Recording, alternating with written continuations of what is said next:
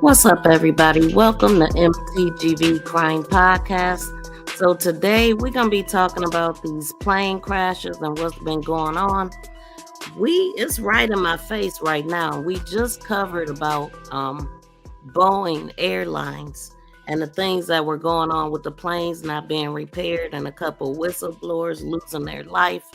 And so I came here to talk about the Korean plane that crashed. But I just found out there was another one that happened in Canada. So 3 hours ago. Okay, so I've been watching this develop 6 hours, right? The Korea flight.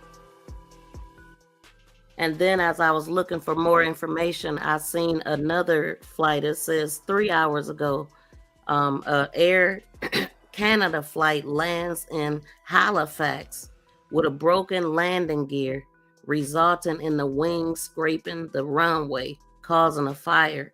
So I'm gonna see if I can find a video for that. I see some like passenger footage and stuff here. So it's a lot going on. And as everybody traveled this holiday season, we want to pay attention to what's going on. Shout out to everybody in the building. Please smack that thumbs up if you have not, and subscribe to the channel. We're gonna be here for a little bit.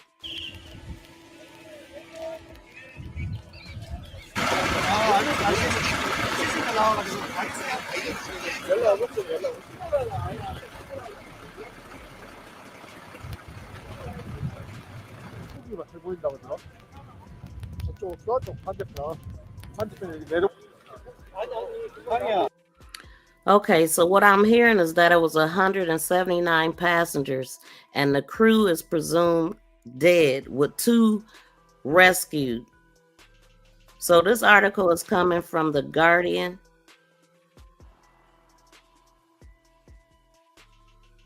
It says fire. As a matter of fact, this just was released 4 hours ago. So fire authorities say among the 181 people aboard the Jeju Air flight from Bangkok, all but 2 are presumed dead after the aircraft crashed during an emergency landing at Mawan International Airport in South Korea on Sunday morning, according to the Yonhap News. Okay, so let's hear what they're saying. After veering off the runway and hitting a barrier, it has risen to at least 85. It must have been described as one of the country's worst aviation disasters. The jet was trying to land at Muan International Airport, which is located in the southwest. Emergency authorities say the Boeing 737 caught fire after veering off the runway and hitting a barrier. Jeju Air flight was returning from Bangkok, carrying 175 passengers and 6 crew. The fire agency says 2 people have been pulled alive from the wreckage. All flights to and from the airport have been cancelled. Jeju Air has issued an apology for the crash. Let's get more on this now from our correspondent, Rob McBride, who's in Seoul for us. So, Rob, what's the latest you can tell us? Right, emergency teams are still there dealing with the aftermath of this catastrophic crash as an air investigation obviously gets underway into the causes. But initial reports do seem to suggest that there was some sort of failure of the landing gear on this aircraft. Images show the aircraft skidding basically along the runway on its belly and at an uncontrolled speed going off the end of the runway. And then, according to authorities, hitting a perimeter wall at the airport, which then it seems led to a catastrophic explosion. And other images have shown the burning wreckage, very fierce, intense fire breaking out basically throughout the whole of the wrecked aircraft.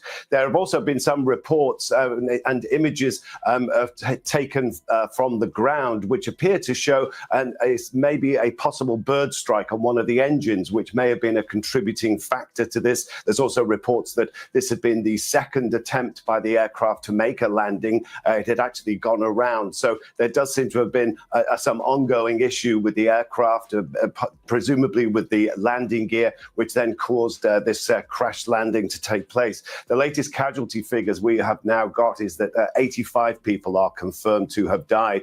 And so far, we're only hearing about 2 survivors from the wreckage. One is said to be a member of the cabin crew, a 33-year-old attendant by the name of Lee, the family name of Lee, and also one female passenger in her 20s. They are being taken to Mokpo, which is the nearest large city down in the southwest of South Korea, for treatment. But those are the only survivors so far that we are hearing about as the emergency teams deal with the aftermath of this crash. And Rob, what more can you tell us about the airline involved in this? Yeah, Jeju Air is a very well-known airline here in South Korea. It's the largest of the low-cost carriers, one of the first of these budget airlines. There's been a rapid expansion in the whole budget airline business here in South Korea, especially over the past couple of decades or so, with many more South Koreans taking vacations, especially to the more popular destinations around Asia. Thailand is one of the most popular of those locations. So this was a typical returning holiday flight. It had taken off at 1:30 in the morning local time from Bangkok. It's basically an overnight flight and was due to land back at Muan County Airport at about 8:30 in the morning. So this is a fairly small provincial airport down in the southwest of the country, but these would largely have been returning holidaymakers. And we do know from the passenger manifest that 173 of the passengers on board were South Koreans and 2 were Thai nationals. Okay, Rob McBride, for now, thank you very much. Well, Todd Curtis is the CEO of airsafe.com, an aviation safety consultancy firm. He's also a former airline safety engineer for Boeing, manufacturer of the aircraft that crashed. Well, he joins us from... Oh, my God. So we were just talking about Boeing, and I just wanted to say, like, some of the witnesses, they reported hearing a loud bang noise before the aircraft struck the airport's perimeter wall, breaking into 2 pieces and bursting into flames. Local broadcaster NBC aired footage that appeared to show a bird strike incident as the plane was descending. An investigation into the cause of the crash is ongoing. If the death toll is confirmed, this would be Korea's worst domestic civil aviation disaster and marks the first major casualty incident involving a low-cost carrier in a country's history. Wow. It says previous major accidents of Korea's soil include the 1993 Asiana Airline crash in Mopco that took out 68 people, and a 2002 Air China crash in Gimha Airport that killed 129 of the 166 passengers. So within these videos that I'm gonna play is another crash that happened. I can't even pronounce where it happened at, but there was a survivor there that's gonna speak, and there's one going on right now in Canada. This is wild. Right at the holiday season, this is like, I don't recall ever hearing this many at once. Now, this video that I'm looking at is in flames. I mean, the plane, I'm going to see if I could record it and post it in here. This is unreal. The one in Canada. Wow.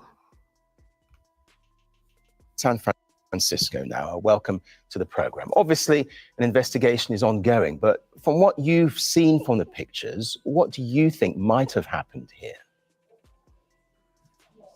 Well, as to why the aircraft landed apparently with its landing gear not deployed, that remains to be seen. But what was very clear from the early videos is the aircraft was intact, was sliding down the runway. And under normal circumstances, that is, a normal emergency circumstance, landing without landing gear, it should not have been an issue where the airplane would have been that fast at the end of the runway. This is a almost 3-kilometer long runway and relatively wide too, about 40 meters wide.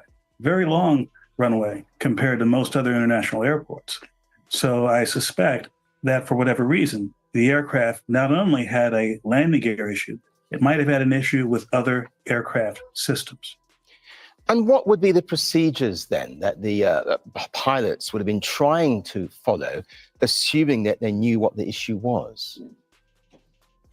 Normally, when a problem like that, that is a landing gear problem, occurs, it's known relatively soon, well before the landing, and the crew would have a chance to communicate with air traffic control, have the emergency equipment set up, that sort of thing. But from looking at the publicly available flight data from a system called ADS-B, the aircraft seemed to have made a flight straight from Bangkok, did not seem to be doing anything in the way of loitering or in a holding pattern before landing.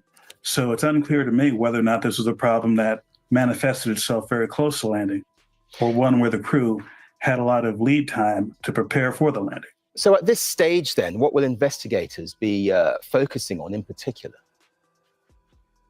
Well, the immediate concern is, of course, survivability. That is, getting any survivors out of the area if possible.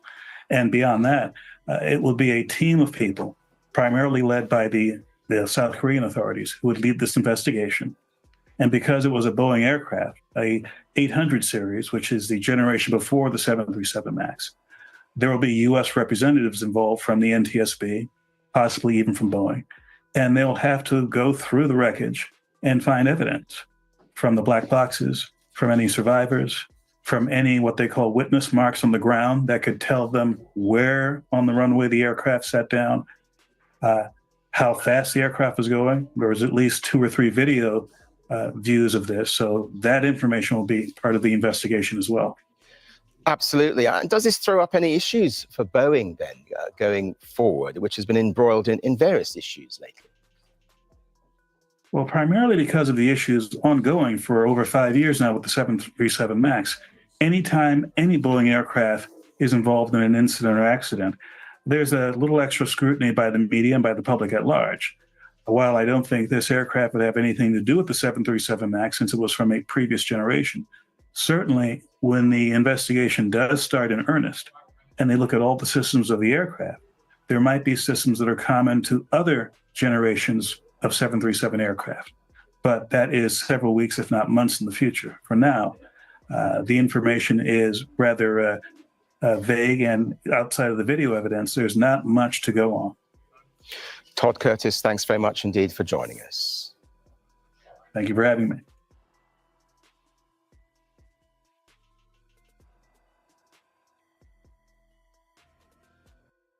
South Korean reports citing the country's fire agency says that most of the people on board a plane that crash landed this morning are feared dead.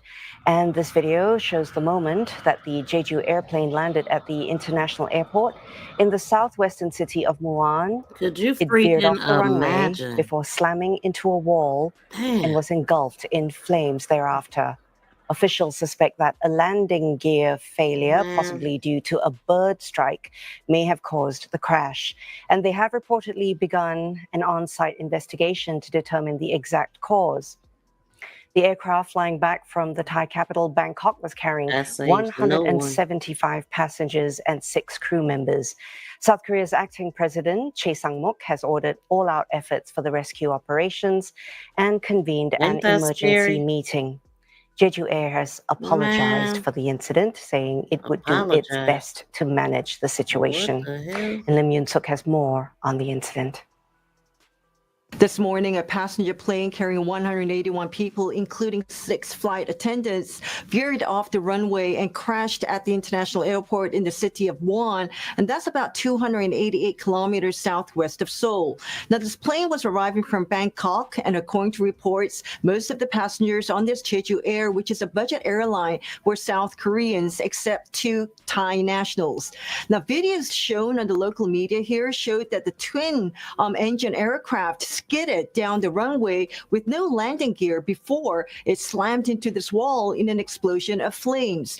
Other photos taken near the airport by some of the residents there showed thick clouds of black smoke coming out of the plane, while there was another one showing the tail section of the jet engulfed in flames too. Now, the National Fire Agency says that the fire has been put out and they are still trying to pull people from the passenger flight. The firefighters and emergency vehicles have also arrived on site amid concerns that this tally could rise. Reports also saying that all domestic and international flights to and from Muan International Airport were canceled due to this accident. Now, meanwhile, the acting president, who's also the deputy prime minister and the minister of finance, Choi Sang-mok, has instructed the government to mobilize all available equipment and personnel and to make every effort to rescue lives, but also to ensure steps. How do you have a landing gear failure and a bird strike at the same time and then crash into a building? Nothing makes sense to me besides some major malfunctions going on here, but we're going to keep listening. This is devastating, man. Devastating.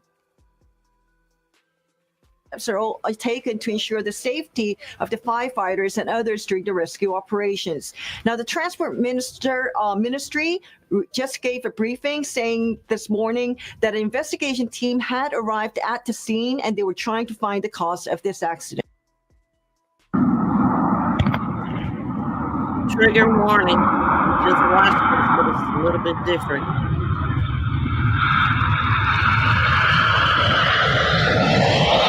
Look at that, man. I mean,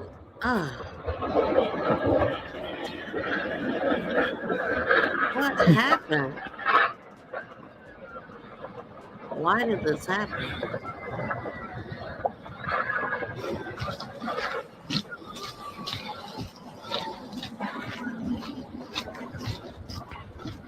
큰일이네.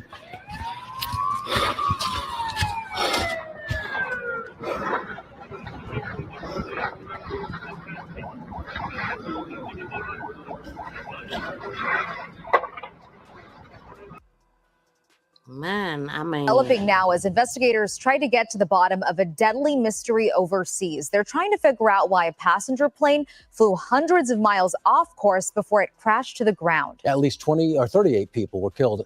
Dozens more, though, survived. And now experts are piecing together evidence, including the plane's black boxes and video taken by some surviving passengers.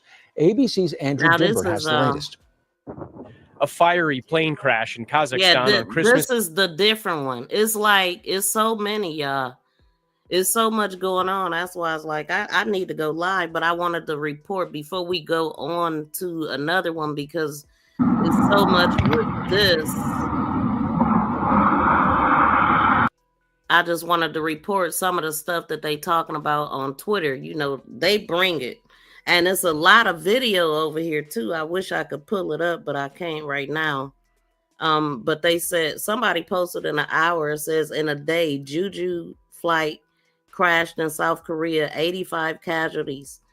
An Air Canada flight skidded off the runway and caused a fire in Halifax. So this is the one that I'm gonna be trying to pull up some videos on. I just found out about that right before I came live. And they said, and a KLM Boeing 737 made an emergency landing in Oslo, skidding off the runway due to hydraulics failure. I mean, we was just a report. Your brother is there. Oh my God. Yes, that's the plane. That's the one I'm talking about right there, Joe. And is everything okay with your brother? And so, oh my God, it's so many. And it's just ironic that I just found out about the corruption of the Boeing and the whistleblowers of the not the electricians, but the engineers that actually fix the planes. And then we have all this going on. I wouldn't say this is a coincidence. Man, now it's not a good time to be flying, in my opinion. Okay, so then it says somebody said 3 hours ago, Jeju Air flight 181 passengers on board has crashed into Mawan International Airport in South Korea. Unfortunately, all 179 passengers and crew have died. Only 2 survivors. I'm shocked that is any survivors, man. Prayers to them and their family. Wow, man. And I'm just looking like I wish they could have just seemed like they could have stopped, but no. Let me let this play. So let me go on to. I'm gonna go on to the next one. The next plane crash. What in the world? I don't recall ever seeing this many all at once. I mean, this is just too much at one time.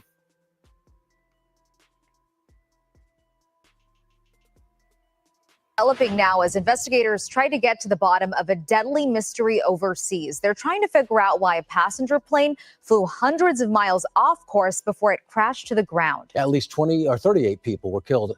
Dozens more, though, survived. And now experts are piecing together evidence, including the plane's black boxes and video taken by some surviving passengers. ABC's Andrew Dimbert has the latest. A fiery plane crash in Kazakhstan on Christmas morning.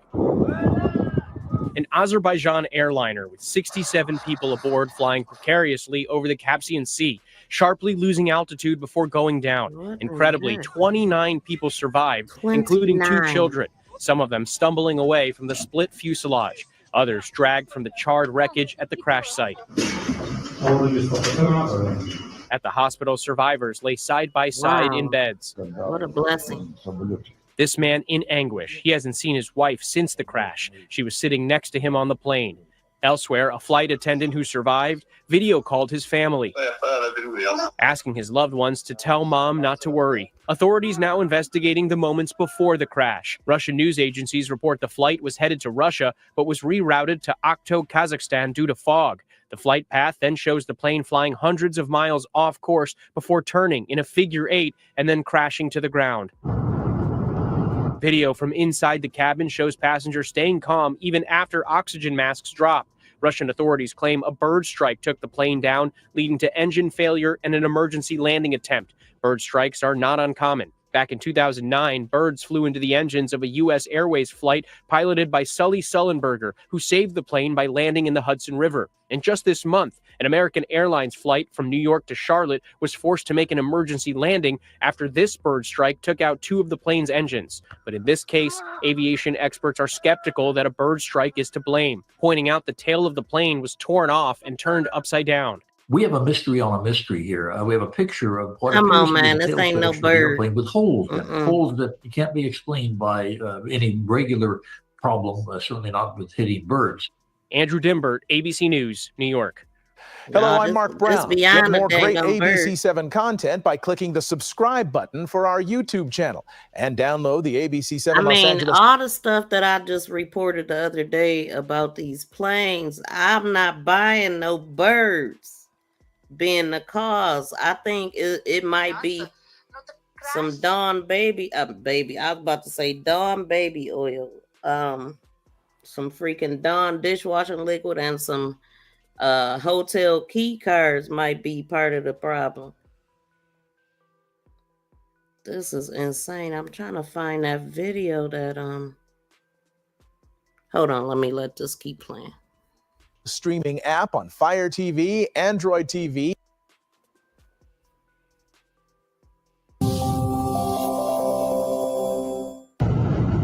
Another pre-crash image of Azerbaijan Airlines, AZL, plane that crashed near Aktau Airport in Kazakhstan on December 25th has been released. This the other one, what they say, Kazakhstan? As can be seen from the footage taken by passengers shortly before the crash and shared on social media, damage is visible on the wing of the plane. The cause of the damage is not known. It should be noted that 38 people died and 29 were injured as a result of the crash of the plane that had 67 passengers, including crew members on board. The deceased are Azerbaijani and Russian nationals.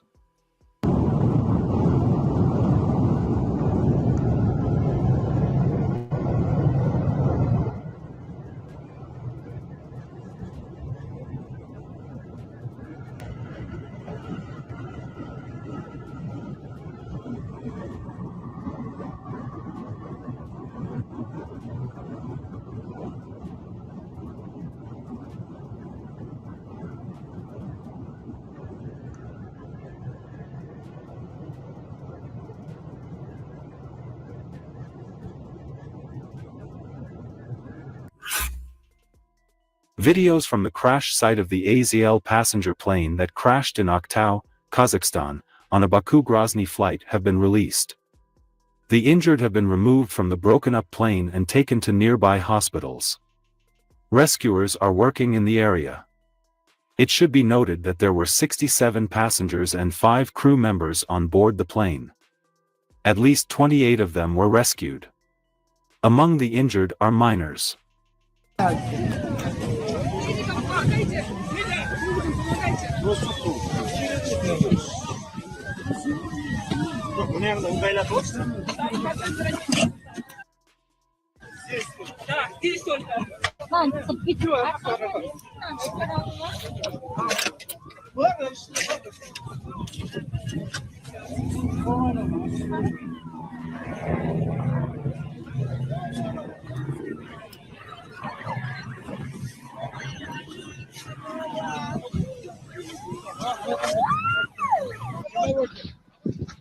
Самолет упал. Ноги.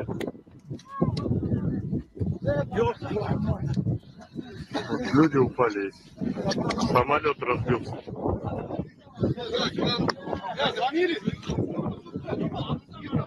Прикинь, какая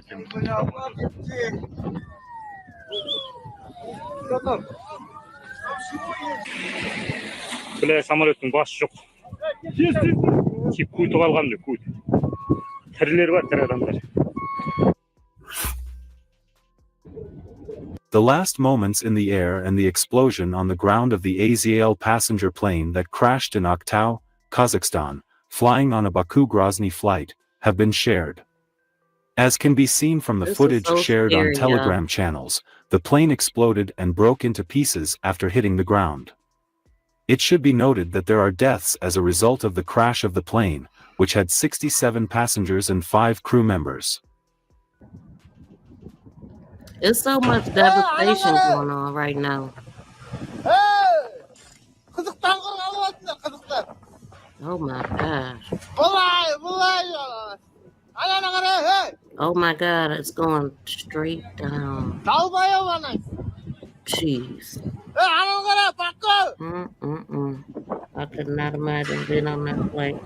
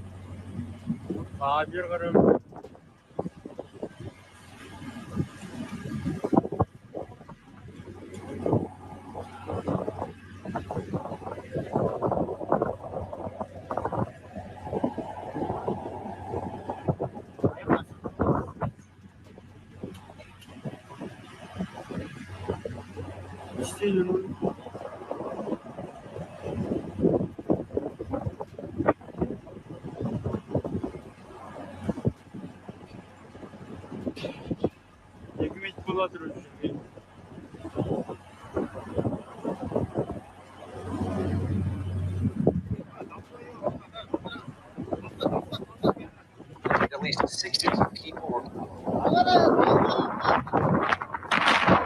Oh my God. Jeez. Oh, what happened? Like, what is somebody need to explain this?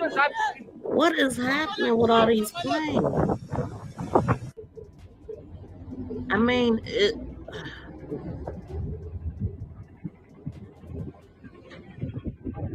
what is happening?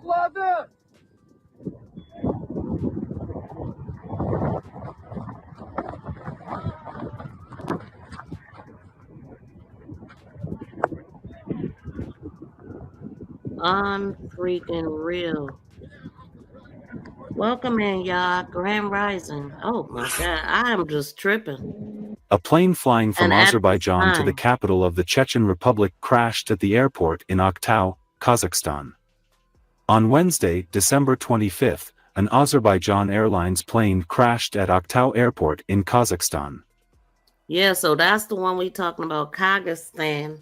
And then, I mean, we started out talking about Korea, and we're gonna go back to it. That's ongoing right now, and one in Canada that I haven't even I said I was gonna look for the videos, but I'm doing other stuff.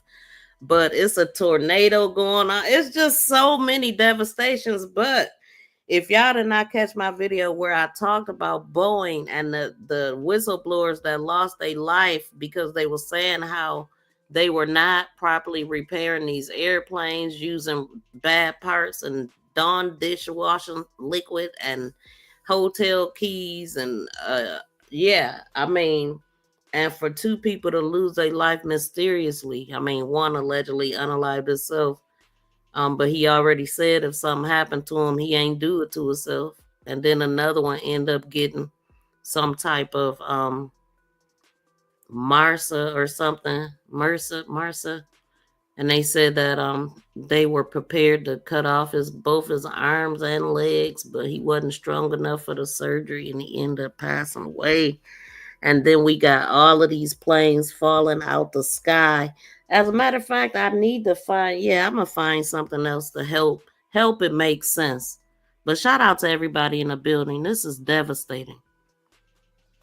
Grand Rising, FBA.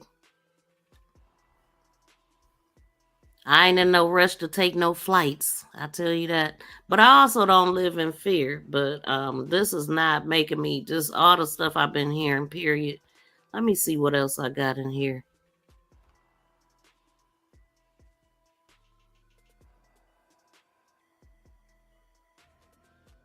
Okay, so this is the guy.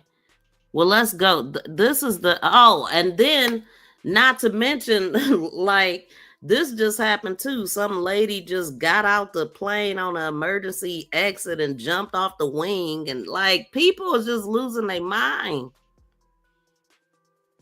Okay, but this one right here is the Korea flight, and it's raising the death tolls at 117 right now. I did just play this.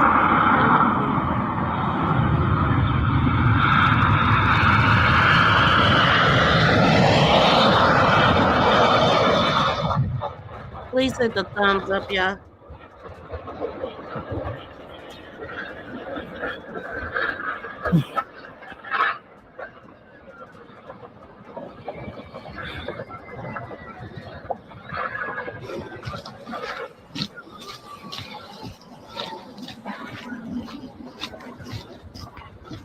큰일이네.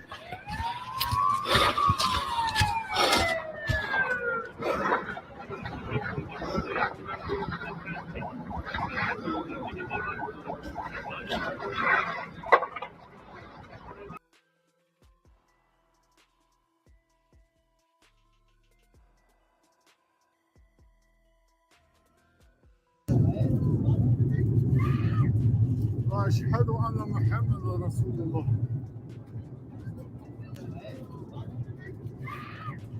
أشهد أن محمد رسول الله. Там сказали, что два было, но я один слышал, один был такой нормальный. Ага. Второй я, честно сказать, не слышал.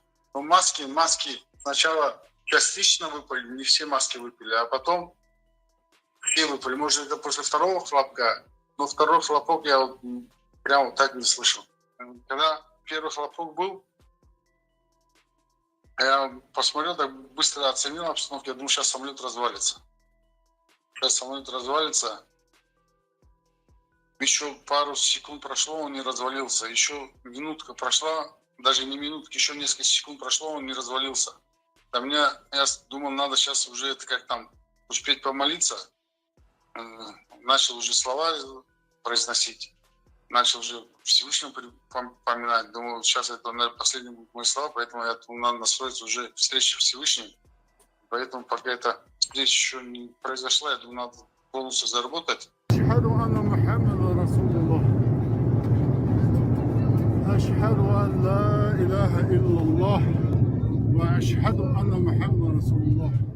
Да, после хлопка люди с места повставали. С места повставали. Не все, конечно, но вот, кто не национальный был, они все встали. Сразу стюардессы сразу вошли в салон, как бы, что вы, I'm gonna play a CEO hearing to help it make sense, y'all. Успокойтесь, все нормально, сейчас все стабилизируется. From И 6 после этого months уже ago. стюардесса уже с салоном как бы не перестала работать. Она до самого падения она работала с пассажирами, говорила. Все на азербайджанском языке. Now this is in Pakistan, if I'm saying that right. Пакистан была на русском, она молодец. Just so many in a freaking matter of weeks falling out the dang on sky. Why?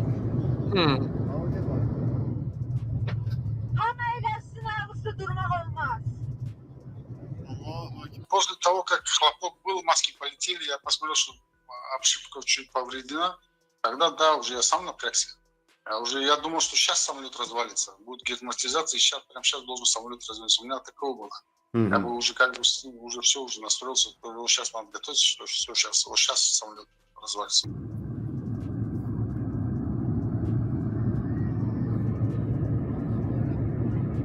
Ну, это к этому и шло.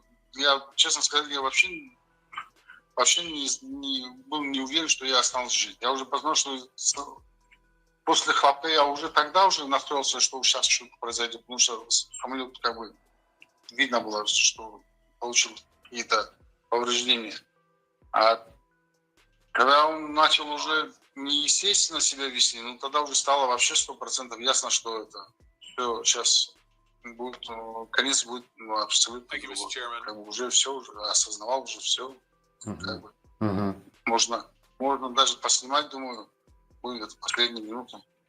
А потом все, потом уже смотрю, самолет летит. Потом он успокоился, самолет, у меня тоже как бы на душе спокойно стало, потому что думаю, сейчас и сядем, на другой аэропорт сядем. А вот как бы в салоне все успокоились, как бы, может, сейчас в другое место сядем. Самолет, в принципе, все нормально, тишина, все тихо, спокойно.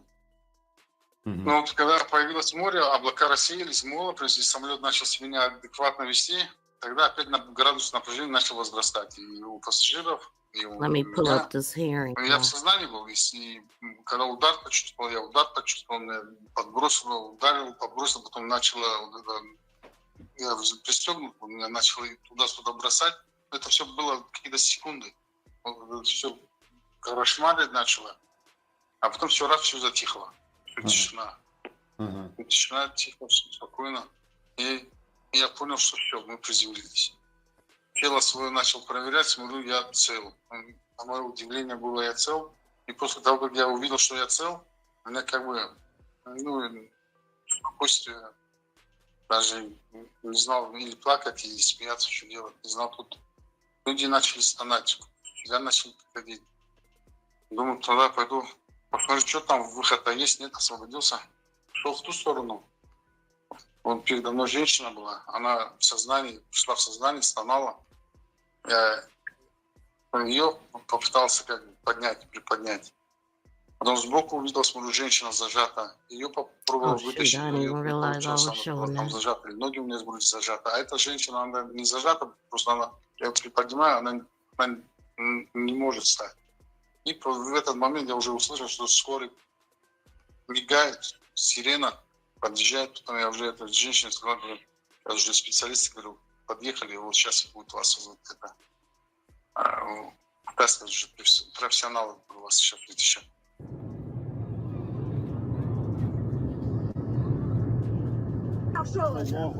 Hamı eləsin, kəmərini bağlasın.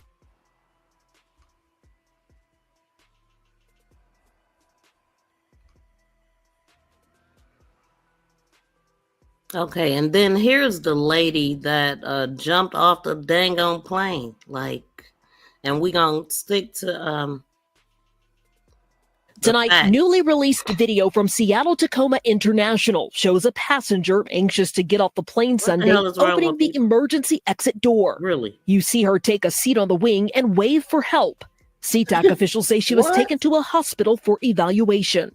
Alaska Airlines saying in a statement, "We are working with our crew and airport officials to gather more details about what may have transpired." John Cox is an NBC News aviation analyst. What circumstances would have warranted her opening that emergency door? The only case where a passenger should ever open a door is once the crew initiates an evacuation. This comes the same week and at the same airport when a stowaway was caught after sneaking past an unmanned TSA ID check and got onto a Delta flight without a boarding pass. It's scary, especially this time of year. In a statement, Delta says there are no matters more important than safety and security. New barriers have since been installed at SeaTac. This is the second U.S. stowaway incident in the past 2 months. This woman managed to allegedly sneak onto a flight at JFK and made it nearly all the way to Paris before being discovered. They've directed us to keep everyone on the airplane. Svetlana Dali has since been flown back to the U.S. and arraigned on federal stowaway charges. We have one of the most complex aviation systems in the world. They're certainly going. They just found a body in the wheels of an airplane the other day, and they said the only way they could have got in there was from right here. Like, how did they get in there and nobody seen them? Going to be an investigation to see where those weaknesses are. They everywhere. And Dana joins us here in the studio. Dana, what else is TSA doing to increase security here? So since that first stowaway incident, they have held town halls prioritizing vigilance, and they reiterate, if you see something suspicious, tell them. Thanks for watching. Stay updated about breaking news and top stories on the NBC News app or follow us on social media. So let's get to the CEO hearing so it could make sense to y'all. Okay, so I guess this was the actual footage with no audio. Just showing this person just chilling. Jumping off the plane in a rush just to need help to get off. We definitely should know why this person did this. They talking about anxious. And we gonna get back to the South Korean flight. South Korea's fire agency says at least 85 people are now dead after a plane caught fire at an airport in the southern city of Muan. You're looking at video captured by local media in South Korea showing the aftermath of the incident. A little earlier, I spoke with journalist Rafael Rashid in Seoul. We know that a Jeju Air flight that departed from Bangkok early this morning landed in Muan International Airport, which is down south in the country. The aircraft was a Boeing 737 and was carrying 181 people on board, of which 175 passengers and 6 crew members. It is understood that the aircraft was trying to land this morning, but seems to have had difficulties with its landing gear. Allegedly. And while the investigation has just started, there seems to be a suspicion that it was maybe a bird strike that meant that the landing gear could not come down properly. The aircraft tried to land once but was unable, so did a loop and tried again. And we're seeing dramatic footage emerging of a so-called belly landing without the wheels coming down.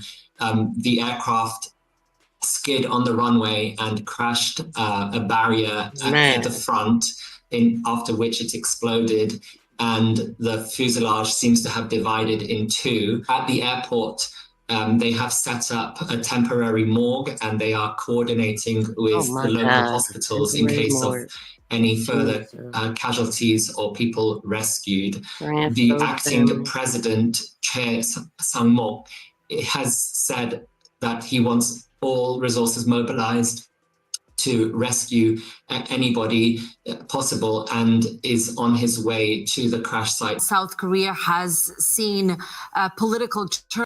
Now this gonna make sense to y'all. What's going on?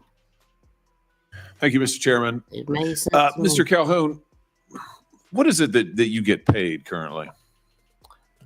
Senator, that's well disclosed in our proxy documents in each of the years that I've been employed. Yeah, but what is it? It's a big number, sir. Well, let me help you out. It's 32.8 million this year. Does that sound right? Yes, it does. That's a 45% increase over last year. Does that sound right? Yes, it does. What is it you get paid to do exactly? I get paid to run the Boeing company. Yeah.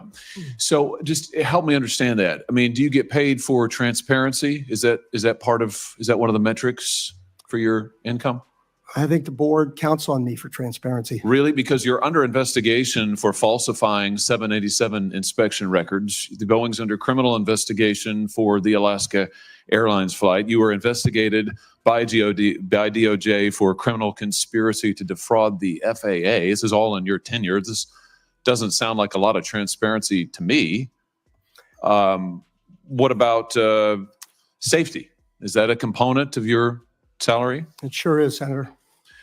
You know, have you seen the reports that the subcontractor that you used to make that door piece that fell out of the sky, that when the FAA went and toured the facility, they found one door seal being lubricated with Dawn liquid dish soap and cleaned with a wet cheesecloth, and another was being checked with a hotel room key card.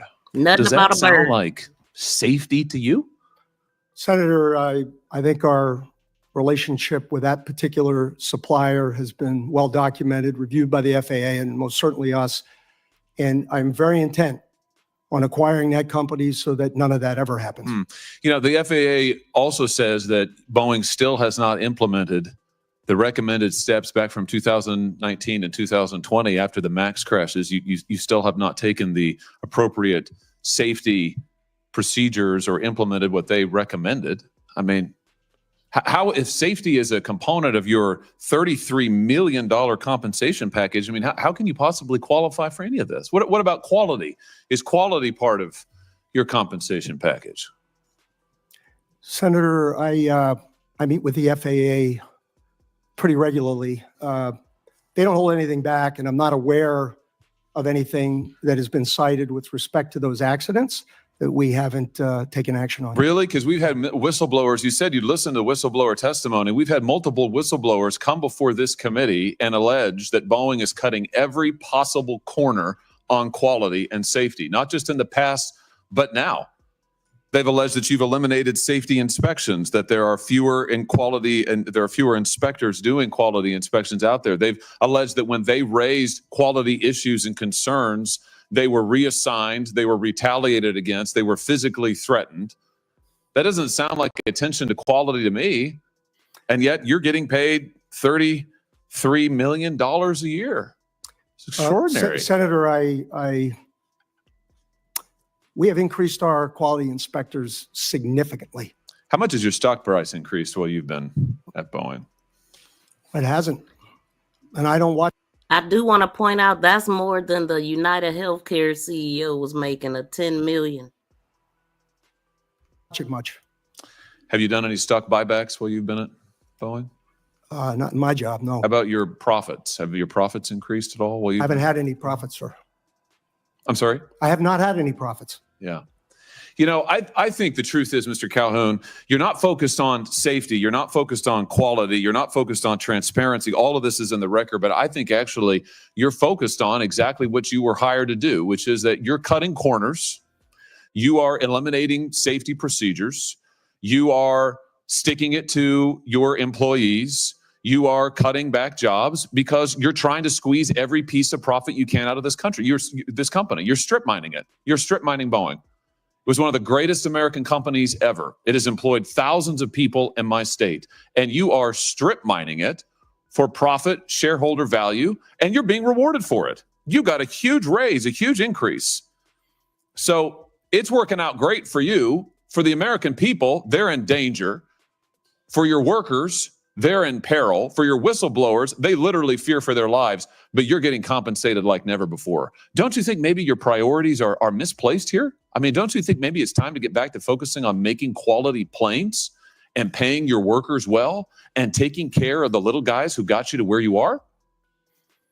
That's not a rhetorical question. Senator, I don't recognize any of the Boeing you described. Really? And I want to assure... You don't recognize the Boeing that has airplanes falling out of the sky, that has had 2 Maxes crash, that has had pieces of doors fall out of the sky, that have had whistleblowers come before they've sat right where you have sat and told us, these are your employees who have told us that when these are the engineers, by the way. Are you an engineer? I'm not. Sir. Yeah, they are. Yeah. And they have said that they're not listened to, that they're retaliated against, that they're threatened. That's the reality of Boeing today. That's your company that you have created. Now, I don't recognize it either from the company it used to be decades ago, but under your leadership, that's what Boeing is, and you're being rewarded for it handsomely. Handsomely. Don't you think there's something wrong with that? Why haven't you resigned? Senator, I stand by what I said, and I want to assure the great employees in your state that that is not the way we operate the company, and it never will be. And if you would like my chief engineer to talk about what he sees. No, I want to hear from you, because what I hear from you is a lot of this team does that and that team does that. And I listen to the whistleblowers, but I don't meet with them. And I've heard about all this stuff that you Congress have meddlesomely asked for because the public wants to see it. Gosh darn them, but you actually haven't supervised any of it. I've heard that. It's a lot of it's this, it's that, it's this, it's that. But meanwhile, you're getting paid a heck of a lot of money. It's unbelievable. If anybody's coming out of this deal good, it's you. Why haven't you resigned? Senator, I'm sticking this through. I'm proud of having taken the job. I'm proud of our this safety record, and I am You're proud very of this safety proud record. of our Boeing people. You're proud of this safety record. I am proud of every action we have taken. Every action you've taken. Yes, sir. Wow. Wow. There's some news for you. Well, behind you can't see it. Behind you, the folks are showing pictures of the people who are the victims of your safety record. I think we can all see them. And I think the American public, when they fear to get on their airplanes, they understand your safety record. And frankly, sir, I think it's a travesty that you're still in your job. Senator Hawley. Thank you, Mr. Chairman. Mr. Calhoun, just to come back to you, isn't a big part of this story not just what's happened at Boeing in the last year or two, but what's happened over the last 20, what the C-suite has done to this company? Well, let me give you an example. This is from the Atlantic magazine last month. For nearly 40 years, the company, Boeing, built the 737 fuselage itself in the same plant that turned out its B-29 and B-52 bombers. In 2005, it sold this facility to a private investment firm. Offloading, Boeing called it. The tail, the landing gear, the flight controls, and other essentials were outsourced to factories around the world, owned by others, and then just shipped to Boeing for final assembly. Mr. Chairman, I'd like to, with consent, have this article, Boeing in the Dark Age of American Manufacturing Industry. Without objection. You now have at least 600 direct suppliers worldwide. Who knows how many subcontractors? You've got 35 direct suppliers in China alone. I mean, hasn't this really been the hollowing out of Boeing? Senator Hawley, I think the decision that we have made with respect to Spirit Aero and our determination to bring it back into the Boeing fold is definitely a vote in favor of vertical integration. That's one. I can't comment on all of the ones of the past. And we have not had the number of issues in those that we are currently dealing with respect to our fuselage. So I can't rewrite history, but I can take action. You're in charge of the company. I'm just asking you. You're in charge of a company. You're getting paid $33 million a year. You're in charge of a company that has systematically over decades now shipped out its jobs, shipped out its production. Over the last decade, while you've either been in charge as CEO or on the board, stock prices have rose 600% at Boeing. You've, in fact, done $59 billion in returning cash to shareholders, $20 billion of that in dividends, $39 billion of that in stock buybacks. Some people are doing great here. I'm just wondering, given the fact that your airplanes are falling out of the sky, do you think that any of that has to do with the fact that you really don't make that much anymore in this country or in-house? I mean, hasn't it been a mistake to hollow out the company and ship your production and your manufacturing and your know-how to other places around the world instead of doing it yourself, American engineers, American workers? Senator Hawley, I think I read an annual report going all the way back to the introduction of the 747, which highlighted the fact that 65% of that airplane would be sourced by U.S. manufacturers here and there. And the other thing I do know that since 2015, again, I don't have all that history, but before that, we have actually brought more work to the U.S. than we have taken out of the U.S. And at an absolute level, our work in the U.S. is in the high 80%. And that is unlike any other industry I have ever worked in. These are your suppliers, you're saying? These are your subcontractors, Yes. right? The ones who are using Dawn dish soap to test their doors and cheesecloth to test the plugs, right? Those. Your CFO, Brian West, recently went on the record and said that Boeing probably got a little too far ahead of itself on the topic of outsourcing. You agree with that? He was speaking directly to our decision to go after Spirit. So he was right? He was speaking directly to our decision to vertically integrate Spirit. So he was right. You got too far ahead of yourself on outsourcing for all of these years. Is Boeing going to change course on this? We are most certainly changing course on Spirit. You've got 32,000 machinists. These are American workers who work for you. These are Boeing employees in the Pacific Northwest. You're in contract negotiations with them right now. 32,000. That's a lot of them. The last time that they got a contract was 16 years ago. Do you remember the terms of that contract? I don't. It was a very long contract. Yeah. Well, they got 1% wage increases. Mr. Calhoun, let's put it very bluntly. 346 people died because of a faulty control system, the MCAS system, that Boeing knew was going to cause a crash at some point, correct? I would not say the latter part of that sentence. People at Boeing knew. There was a judgment that was made by ourselves, our design engineers, and the certification process that could never happen, but it did.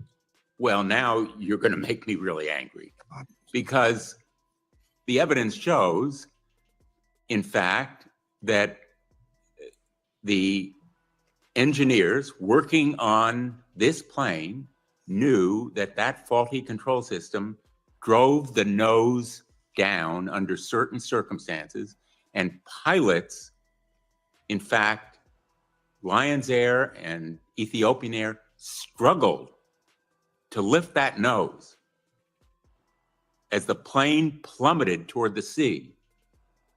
And they couldn't do it because they didn't know what was happening. And the reason they didn't know what was happening is Boeing concealed it. They concealed it from the FAA, and therefore Boeing was charged with defrauding the United States of America. And the prosecution was deferred because Boeing paid a fine, but no individual was held accountable. In my view, and I said it at the time, individuals should be held accountable for those deaths. Don't you agree? Senator, it's wrong for me to reinvestigate an investigation that was I'm not talking about reinvestigating. And I'm talking about a judgment. We're here about accountability. It is a moment of reckoning for Boeing that will help Boeing in the long run, because the only way to course correct is to face the truth and confront the need for action.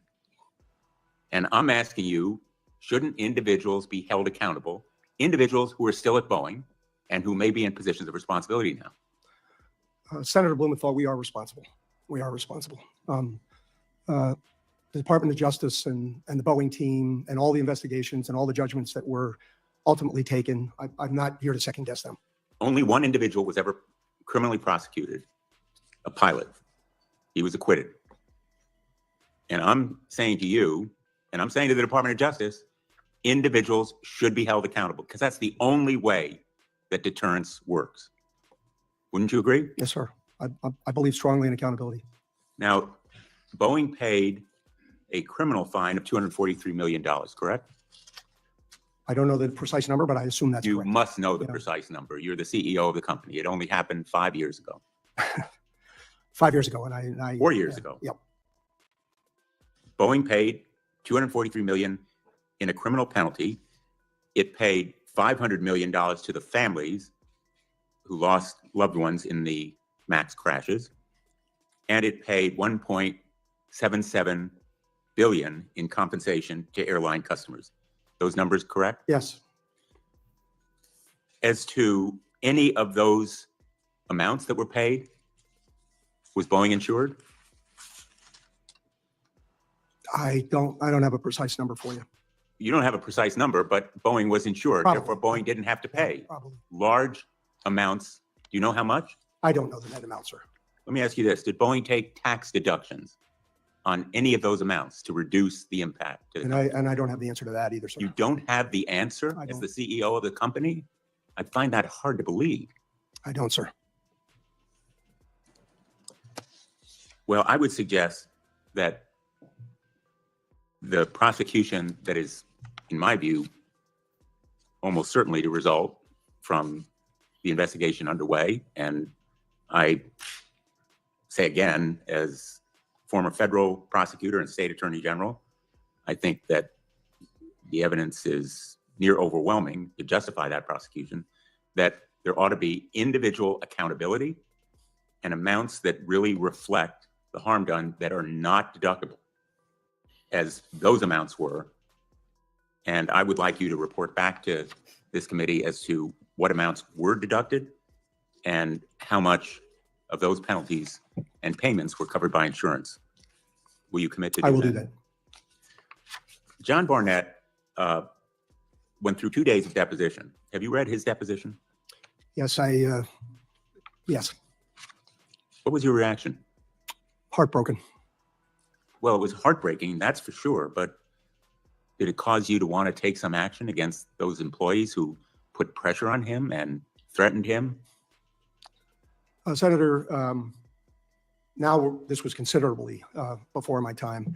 I do know that that process was taken up by the government authorities and was looked into, and they came out with a determination that I know nobody's satisfied with in the Barnett family, and I understand that, and I understand why.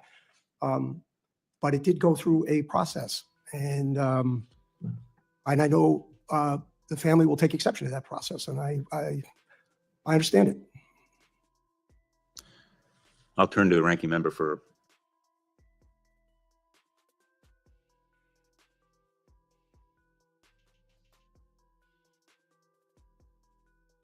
At the point in the booking path, just before seat selection, because some of our Let me just ask you: will you commit to stop collecting this information, Senator, as Delta apparently does not do? Senator, we're required by law to collect the information. You're saying Delta is breaking the law? Okay, I have to ask so Mr. Carter that question. I just wanted to show that part of what Boeing has already been going through concerning these planes, and then also get to the Canada, and then we're gonna go back to the Korea.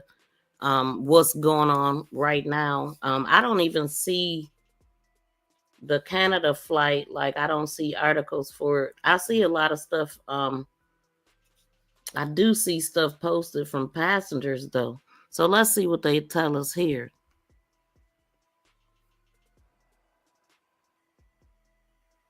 Terrified passengers on an Air Canada flight were left fearing the worst when their plane caught fire while landing, just hours after the tragedy in South Korea. Devastatingly, 179 people died when Jeju Air Flight 7C-2216 erupted into flames after its front landing gear failed to deploy due to a suspected bird strike. With the world still reeling from the horror at Muan International Airport, another aviation disaster was narrowly averted at a Canadian airport in Goffs, Nova Scotia. An Air Canada aircraft arriving from St. John's caught fire after landing gear failed to deploy properly while landing, resulting in one side of the teetering plane smashing against the tarmac at Halifax Stanfield International Airport. Scared passengers watched part of their plane catch fire while skidding along the runway at a 20-degree angle until pilots managed to stop it, then they were forced to run off. Passenger Nikki Valentine told CBC News, "The plane started to sit at about a 20-degree angle to the left and, as that happened, we heard a pretty loud, what almost sounded like a crash sound, as the wing of the plane started to skid along the pavement, along with what I presume was the engine. The plane shook quite a bit and we started seeing fire on the left side of the plane and smoke started coming in the windows. Thankfully, the 73 passengers all managed to escape within 2 minutes and no one was badly injured, with only minor injuries reported." Valentine added, "One side of the entire plane was on fire, so everyone was pretty much in a hurry to get off, but an organized hurry." Flight operations were briefly suspended after the incident at Halifax Stanfield International Airport. Air Canada spokesperson Peter Fitzpatrick said the aircraft experienced a suspected landing gear issue. This came mere hours after 179 people died from the Jeju Air passenger plane carrying 181 people in Muan, about 290 kilometers, 180 miles south of.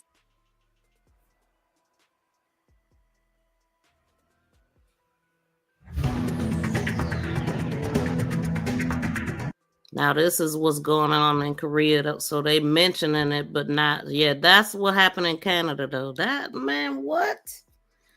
Okay, so one of the something that I see on Twitter. Let me see, and I can't pull it up, but I wish I could. I can't. I don't have it recorded or anything. I can't download it. But pretty much is what you just seen, that ball of flame flying in the sky.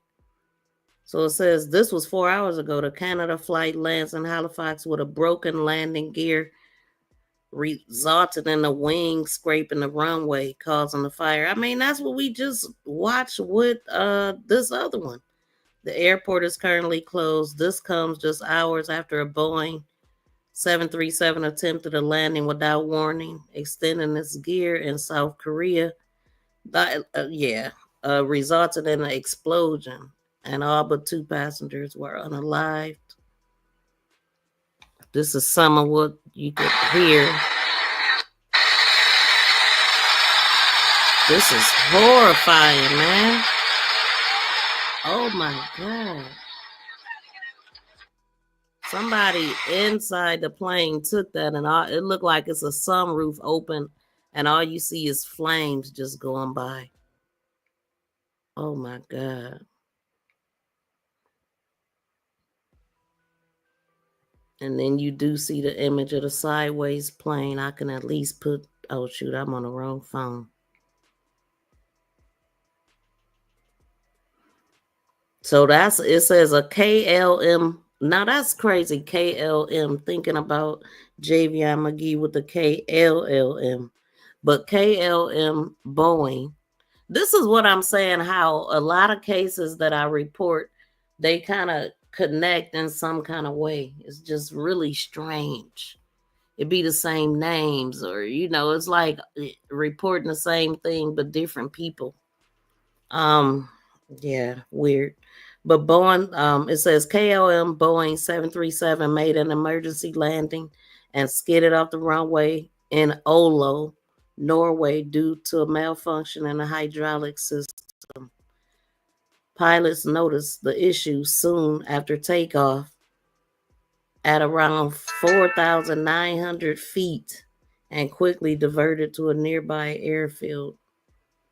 It's not yet known what caused the hydraulics issue, and as of now, no major injuries have been reported. Let's see. They're off the plane now.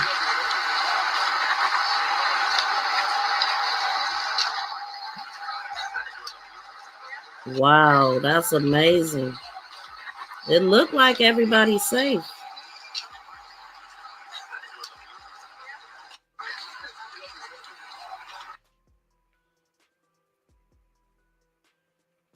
Okay, let me grab that. Okay, let me see what they're saying. I got this on mute.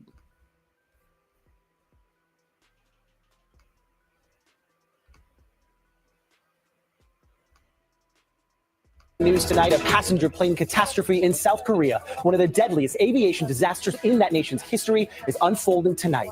We want to thank you for joining us here at 11. I'm Jonathan Gonzalez. Now, that plane skidded down the runway, slammed right into a barrier, and then exploded in flames. It was carrying 181 passengers and crew. Tonight, at least 117 are confirmed dead. This crash happened just after 9 a.m. local time there. You can see where that airport is in the southern part of the country. The flight originated in Bangkok. Right now, we want to go to our Tracy Leong live in our newsroom with new updates. Tracy. Yeah, Jonathan, we just received an update from South Korean aviation investigators that the pilot declared Mayday after issuing the bird strike alert. We have video of the plane crash and want to warn you, the video is graphic and maybe difficult to watch. Blame it on the bird, right? This flight, which was coming from Bangkok, is seen here landing at the South Korean airport. The Jeju Air flight appears to be skidding off the runway at a high speed at Muan International Airport with no landing gear deployed and then crashing into a concrete wall and bursting into flames. According to the Muan Fire Department, they suspect that the accident may have been due to the breakdown in the malfunctioning landing gear, and a bird strike and adverse weather also appear to have played a role. The country's National Defense Ministry convened an emergency response team and deployed military personnel and equipment to the site to provide support.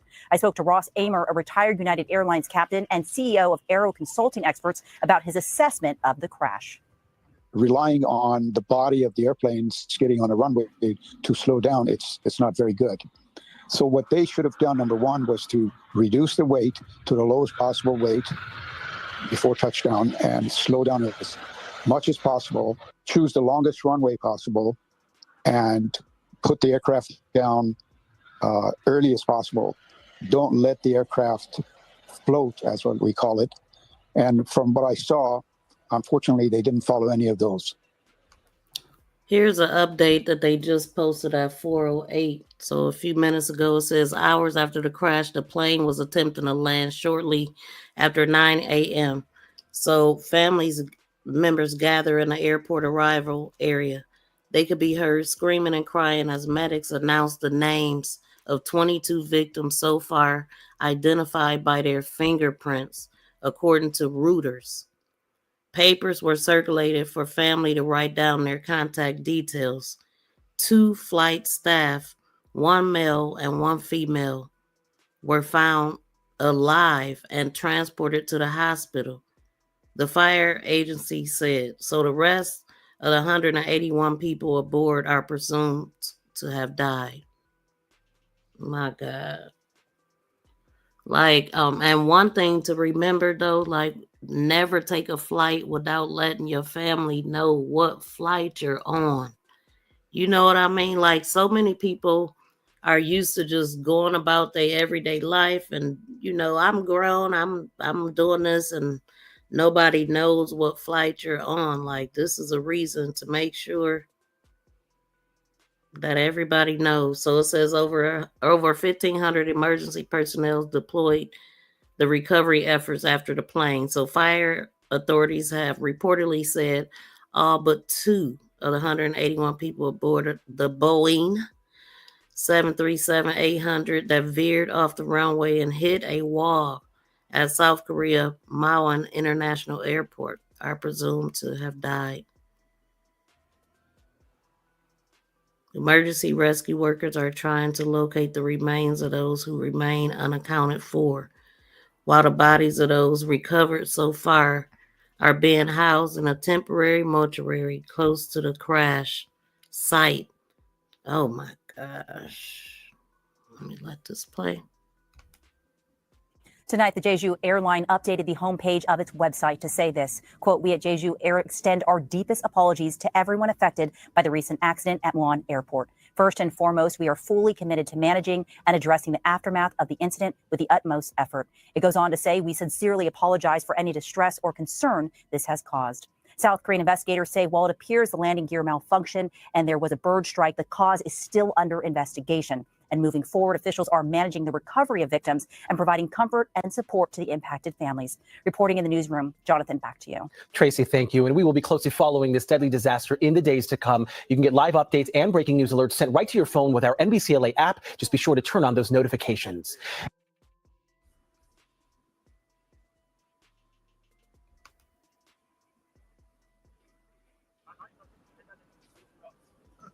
Okay, so this is what's going on live right now.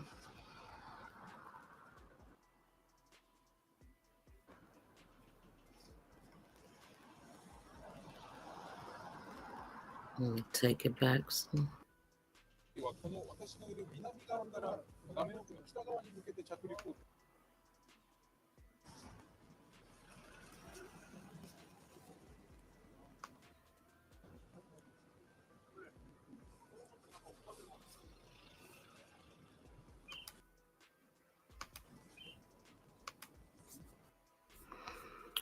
So they gave like a summary. I want to see what they're talking about here. And this summary was put out at 2:54 a.m. We already know that it was carrying 181 passengers. So it says all but 2 were presumed unalive.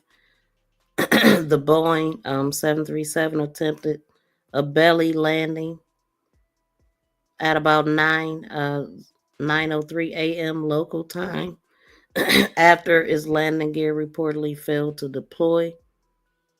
The aircraft was seen skidding along the runway before hitting the wall. Okay, so the cause of the crash is yet to be confirmed, though a bird strike and the weather conditions have pointed to possibilities. I think it's closer to what we heard in this dang on hearing. I really do. Like with the planes, period. It's just I don't believe in coincidence. It's just too many happening. Y'all, please smack the thumbs up. So if the death poll is confirmed, it would be Korea's most. Okay, so we read that. I think we pretty much covered what they have so far, and I don't know if they have released any type of press conference. I haven't seen anything.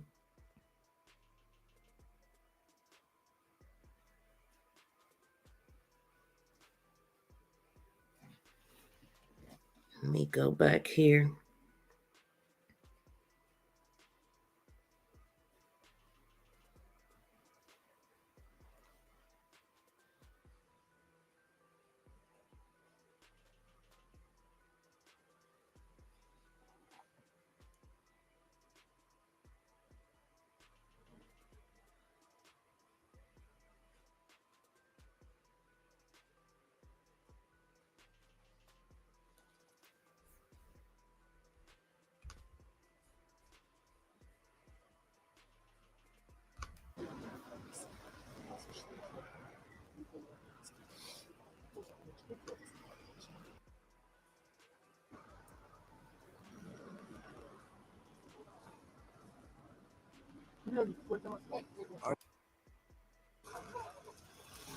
Wow.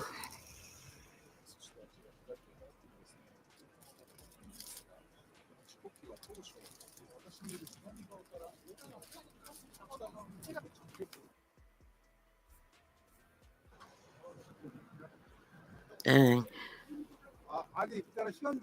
Then not to mention how they rip you off at the airport too.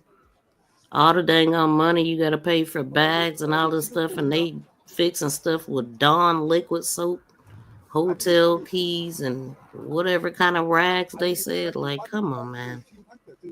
This can't be no coincidence.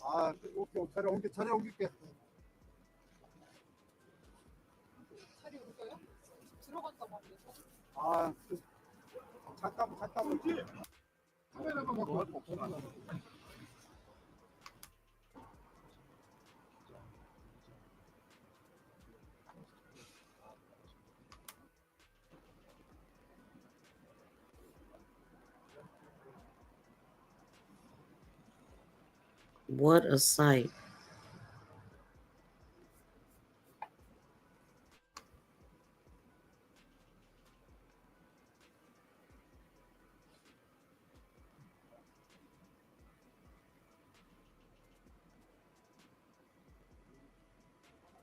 Welcome in, Jayla.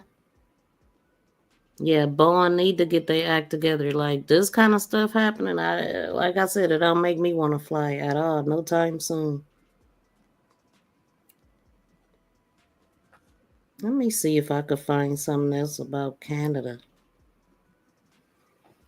I think I got it up on my other phone.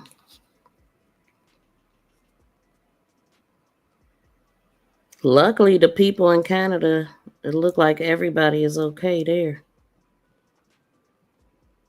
But dang, that's terrifying how they landed. All them flames coming out.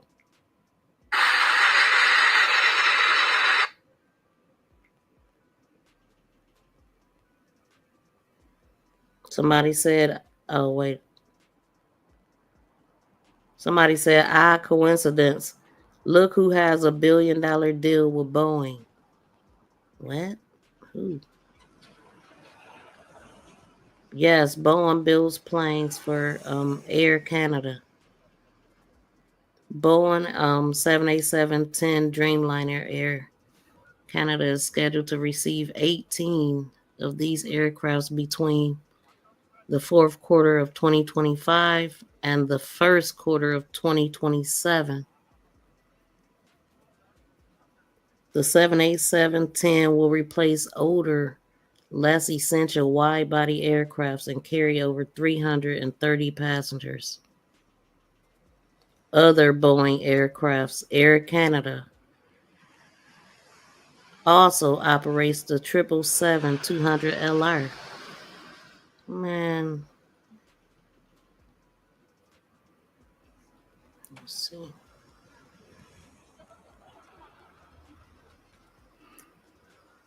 Oh, it says, yes, Israel has invested in Boeing in multiple ways, including F-15 fighter jets. So in November 2024, Israel signed a $5.2 billion deal to purchase 25 F-15IA fighter jets from Boeing. The jets will be equipped with advanced equipment systems that integrate Israeli technology and will have an extended flight range and increased payload capacity. The first jets are expected to arrive in 2031, with 1 through 6 planes delivered annually. The deal is part of a borders package of U.S. military aid approved by Congress and the U.S. administration earlier in 2023.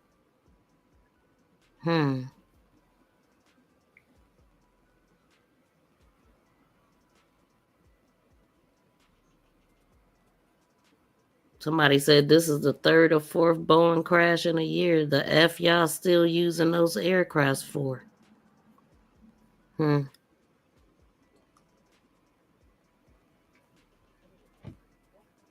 Look, okay, 3 hydraulic failures on landing systems across border Boeing and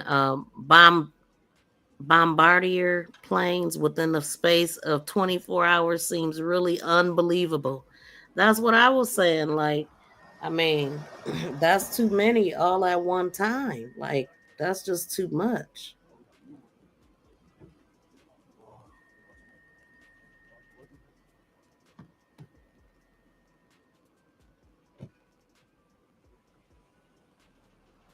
$800 dropping out of the skies like flies. 3 crashes in one day. So it seemed. I know the one we talked about was Christmas. Kakistan or whatever. Where it was a guy that spoke that survived. Let's see. But it's good to see these people getting off this flight here. I don't know how many people did they say is on that flight.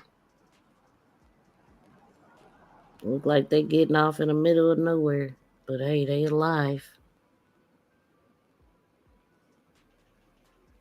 It says breaking Boeing 737 made an emergency landing in Norway. After a hydraulic system malfunctioned, the plane skid off the runway but landed safely. No major injuries reported. This follows a string of recent aviation scares, fueling chatter about the rule of 3. Stay safe, everyone. Stay out of they damn airplanes, everyone.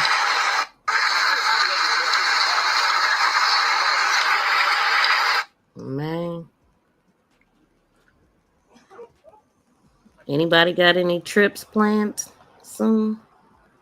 Be safe. Keep your head on a swivel. No, it ain't safe.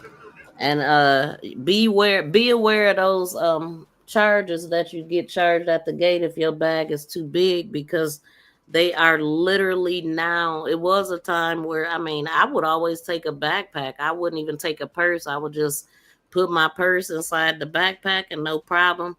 But they are being very strict on the bag size, and the person at the gate is now getting a commission to harass people.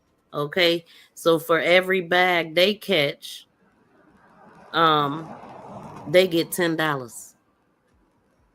So they are making it their business to make sure they catch people. Now, I haven't been at the airport in a while, so I don't know if it's really taking place everywhere like that, but that's part of the reason why they was in the Congress meeting. And I'm gonna go back to that too, because there's some other stuff that I didn't play last time, but pretty much this is what's happening, man. It ain't safe in the air. They talking about it's less airplane crashes than car crashes.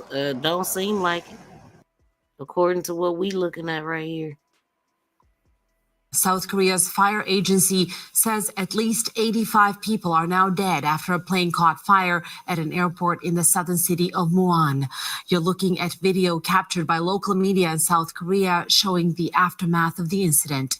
A little earlier, I spoke with journalist Rafael Rashid in Seoul. We know that a Jeju Air flight that departed from Bangkok early this morning landed in Muan International Airport, which is down south in the country.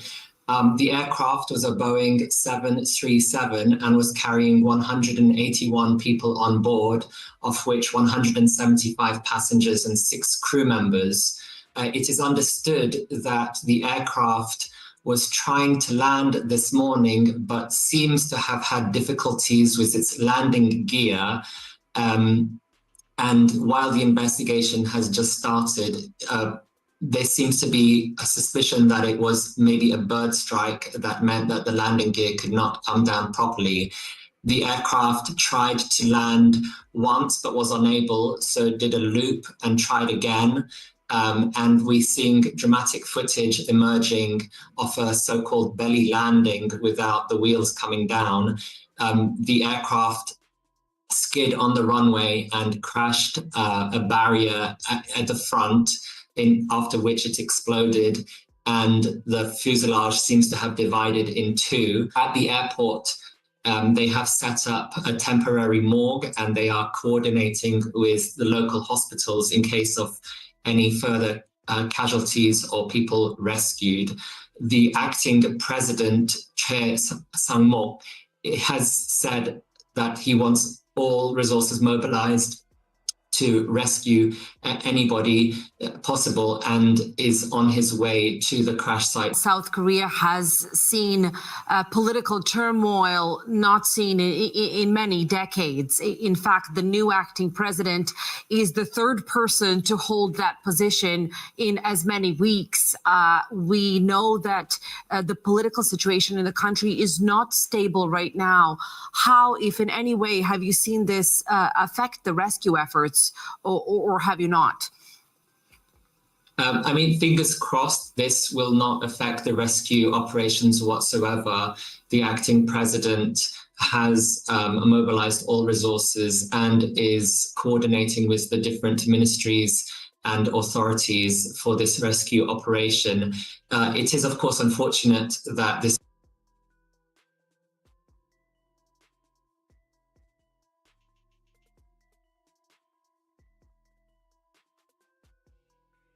at the point in the booking path just before. And the DOT has yet to issue a final rule that implements that new law. But in the meantime, the airlines should have respected the intent of Congress, eliminating bag fees over the past 6 years. In fact, airlines have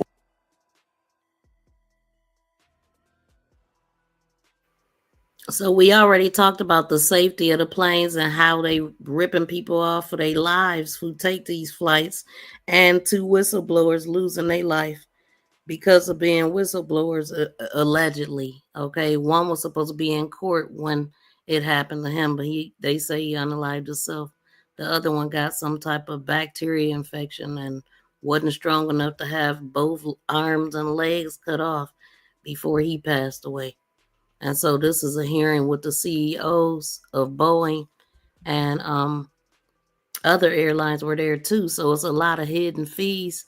Also, they do stuff like passengers that book last minute flights, they get alerted by like some staff members, and then they randomly check their bags and take their money. And it just seemed like a whole legal corruption team going on here at the airport. So we're going to listen in for a little bit on this.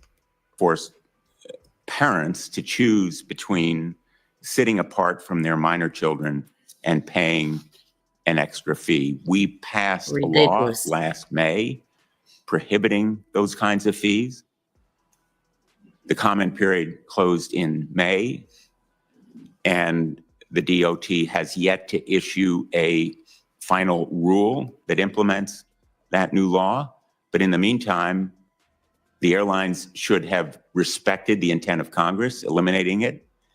And frankly, the Department of Transportation ought to issue that final rule right now. Get it done. No more delay. Now, I know the airlines say that they offer lower fares and more choices. But the fact of the matter is that those lower fares, the so-called economy class, are basically for people who travel with no more than the shirt on their back and the underwear and socks they have on. And the fees that they inevitably occur when they have to carry a bag on are often confused, complicated, and inconsistent. And they are concealed in a way that defeat efforts to do comparison shopping, which is the essence of competition. Airlines often conceal these fees, making that kind of comparison shopping difficult, if not impossible, and more travelers are searching for tickets without knowing what the final price will be until they pay it. And some are surprised by concealed charges at the moment they are about to board at the gate. Airlines call the practice of separately charging for every little thing unbundling. Frustrated passengers have a different word for it. They call it junk. Sometimes they use another four-letter word. And understandably, they feel that sense of frustration and anger. For the past year, our subcommittee, the Permanent Subcommittee on Investigation, has been investigating how 5 of the most prominent airlines have used these fees to change the way Americans travel. American, Delta, and United are together responsible for a majority of all domestic air travel. I think it's about 60%. With Southwest, that figure is close to 70%. And Frontier and Spirit, while smaller, have pioneered new methods of charging their customers. Some of their latest practices, like targeting individual passengers with pricing algorithms, are likely spreading to other airlines, which is the pattern in the industry. The smaller airlines experiment with a new tactic, and it's then mimicked or adopted by the larger ones. Our investigation found that in 2023 alone, American, Delta, United, Frontier, and Spirit collected more than $3 billion in seat fees. Only seat fees. That's not airfare. That's absolutely ridiculous. Just fees for booking a specific seat in advance or selecting a slightly better seat. And that's an increase of 50% from 2018 just 6 years ago. In fact, we found that over the past 6 years, the 5 airlines we investigated made more than $12.4 million from the many seat fees that they charge. Now, I know there are going to be claims in your testimony of rising costs, but we found Grand that Rising, welcome in, for yeah. checked bags, the fees are unconnected to any costs in transporting them. And it's obvious that assigning paid seats is pure profit. You don't have to create new seats on a specific flight when you charge more.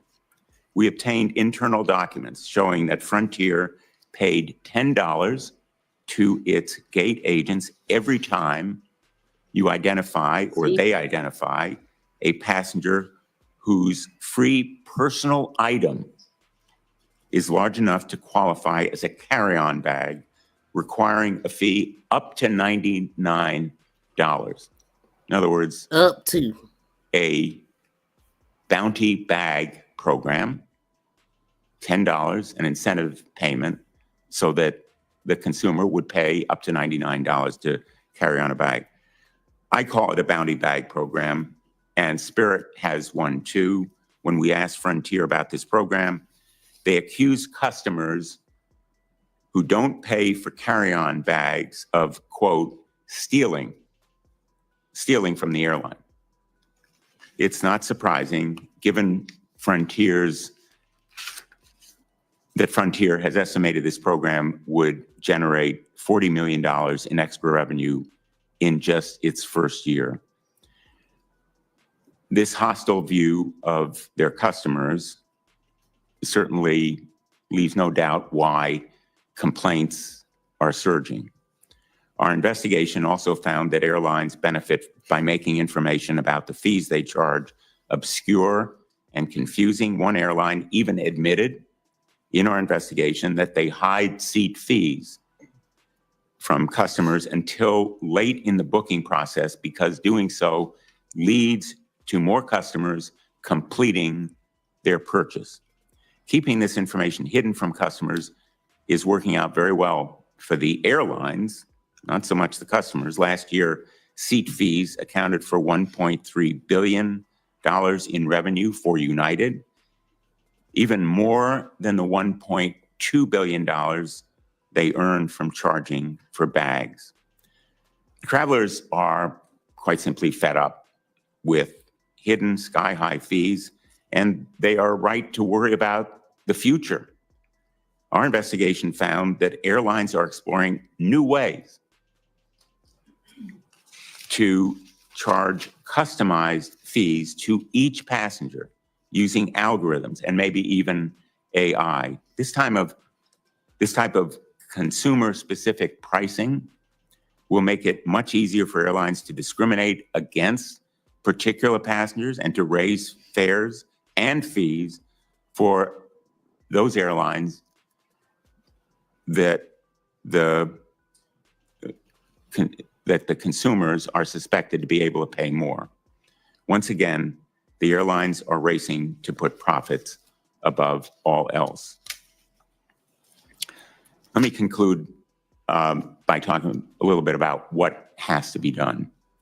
First of all, more must be done to address the rising costs of air travel and to empower passengers, beginning with greater transparency.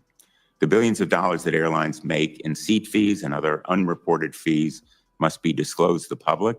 The Department of Transportation must swiftly implement Congress's mandate that parents be allowed to sit next to their children without extra fees attached.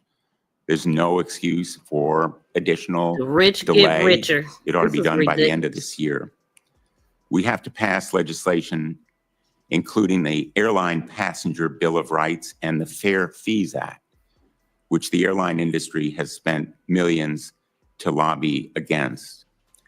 And on the issue of transparency, I want to know from these witnesses why I they don't are in remember court it, analyst. blocking a bill that was passed by Congress, a law that we approved that requires greater transparency. The Fifth Circuit, United States Court, has blocked implementation because of that lawsuit brought by your airline. I'd rather pay for a bag than to have them using Dawn soap and hotel keys to repair planes and doors flying off and using old parts and whistleblowers losing their life. Like, this is ridiculous. It don't sound like it's a good thing to do right now. Is fly. I see somebody said they like trains. They refuse to fly.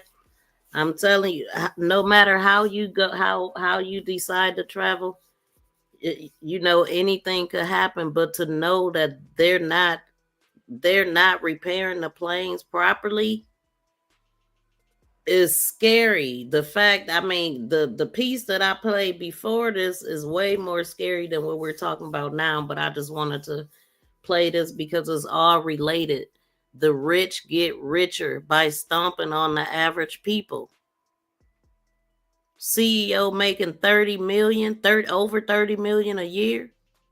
As I pointed out earlier, this is more than the CEO of United Healthcare at 10 million. And then they're being prejudiced, like how they bill you, asking for certain basic information about yourself before they give you prices. And it's just like, come on, y'all. This is ridiculous. Companies. If you're in favor of transparency, why go to court blocking a transparency law? It makes no sense. And I hope that our witnesses will point out this was just December 4th, 2024, according to this. And shoot, we talked about the guy that lost his life. That was before this. I don't think they mentioned him in here. They did mention people fearing for their life, but I don't think they mentioned that somebody was actually supposed to be in court about this and was found in a dang on truck in a hotel parking lot with a self-inflicted, allegedly, wound. Will address those efforts and, in fact, commit to lift the lawsuit's injunction. We also have to continue to investigate the deceptive and potentially illegal conduct that our investigation has revealed, and I hope that Grand we'll have Rising, a Brian, prompt welcome in. response from the Secretaries of Treasury and Transportation to my request for investigation. Finally, at the root of the problem is a lack of competition. I've opposed some of these consolidations, the acquisitions and mergers that have occurred. We can't hear you, Airlines but you can charge type it. these fees because they can. Consolidation has enabled 4 airlines to control nearly 70% of the market. Major carriers march in lockstep on these fees. And we need a review of whether something has to be done to provide for more competition. We talking about these planes among airlines out the in sky. this industry. So thank you to the witnesses for being here today. Frankly, I hope that your responses. South Korea's fire agency says at least 85 people are now dead after a plane caught fire at an airport in the southern city of Muan. You're looking at video captured by local media in South Korea showing the aftermath of the incident. A little earlier, I spoke with journalist Rafael Rashid in Seoul. We know that a Jeju Air flight that was departed from Bangkok early this morning landed in Muan International Airport, which is down south in the country. The aircraft was a Boeing 737 and was carrying 181 people on board, of which 175 passengers and 6 crew members. It is understood that the aircraft was trying to land this morning, but seems to have had difficulties with its landing gear. And while the investigation has just started, there seems to be a suspicion that it was maybe a bird strike that meant that the landing gear could not come down properly. The aircraft tried to land once but was unable, so did a loop and tried again. and we're seeing dramatic footage emerging of a so-called belly landing without the wheels coming down. The aircraft skid on the runway and crashed a barrier at the front, after which it exploded, and the fuselage seems to have divided in two. At the airport, they have set up a temporary morgue, and they are coordinating with the local hospitals in case of any further casualties or people rescued. The acting president, Chair Sang-mok, has said that he wants all resources mobilized to rescue anybody possible, and is on his way to the crash site. South Korea has seen political turmoil not seen in many decades. In fact, the new acting president is the third person to hold that position in as many weeks. We know that the political situation in the country is not stable right now. How, if in any way, have you seen this affect the rescue efforts, or have you not? I mean, fingers crossed, this will not affect the rescue operations whatsoever. The acting president has mobilized all resources and is coordinating with the different ministries and authorities for this rescue operation. It is, of course, unfortunate that this comes at one of the worst political times, political crises in South Korea. Mr. Chae Sang-mok has only been acting president for 2 days.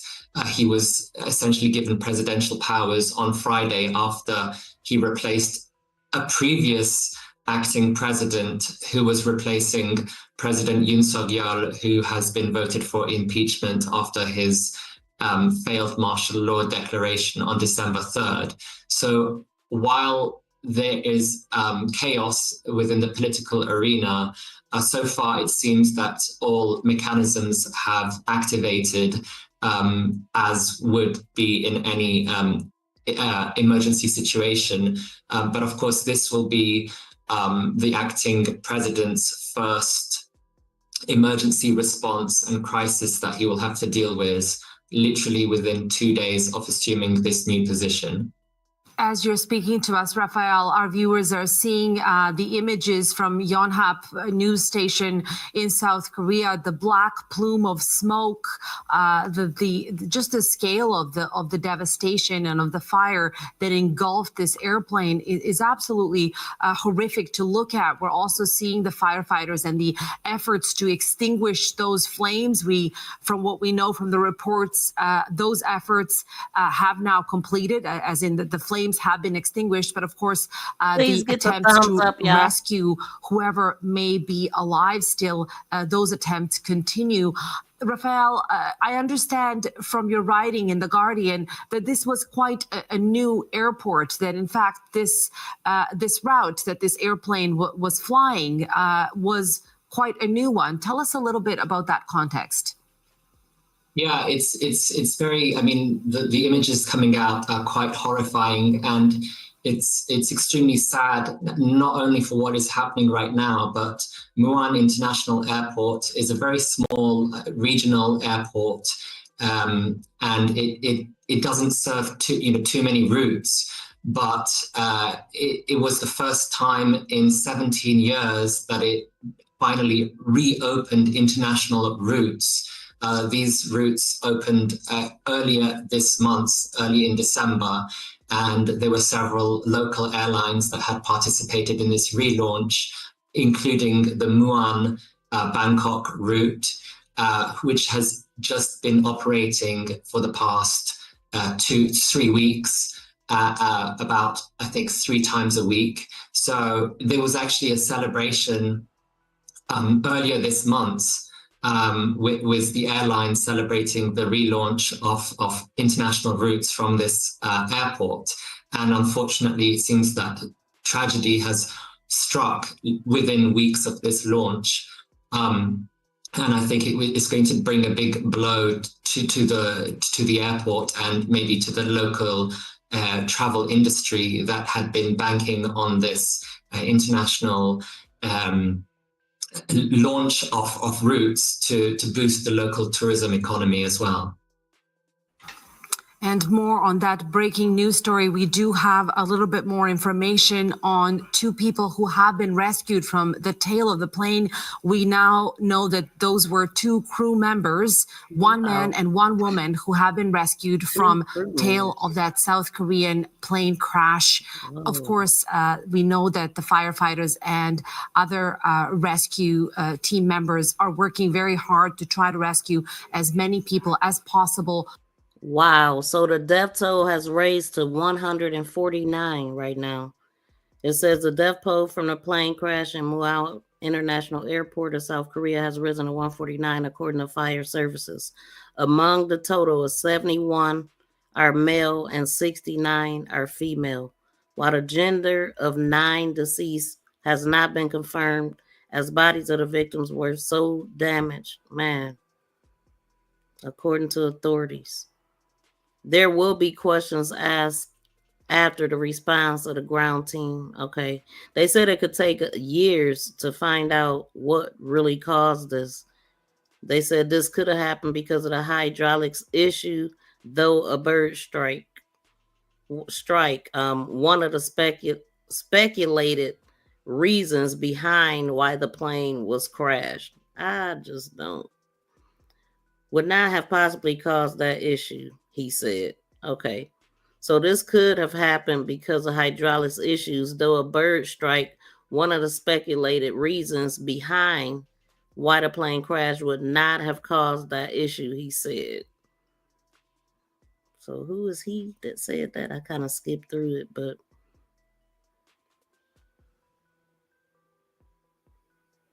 wow.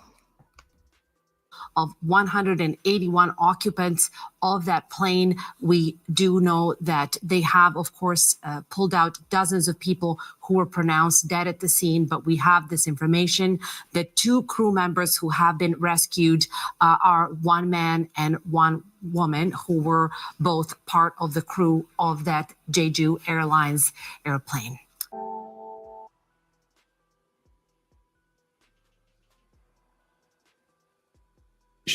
At the point in the booking path, just before seat selection, because some of our let me just ask you: will you commit to stop collecting this information? Senator, as Delta now this apparently is the does part I not was do. talking about. Hold on. Able to get at in this hearing with you, right here. Go back and forth.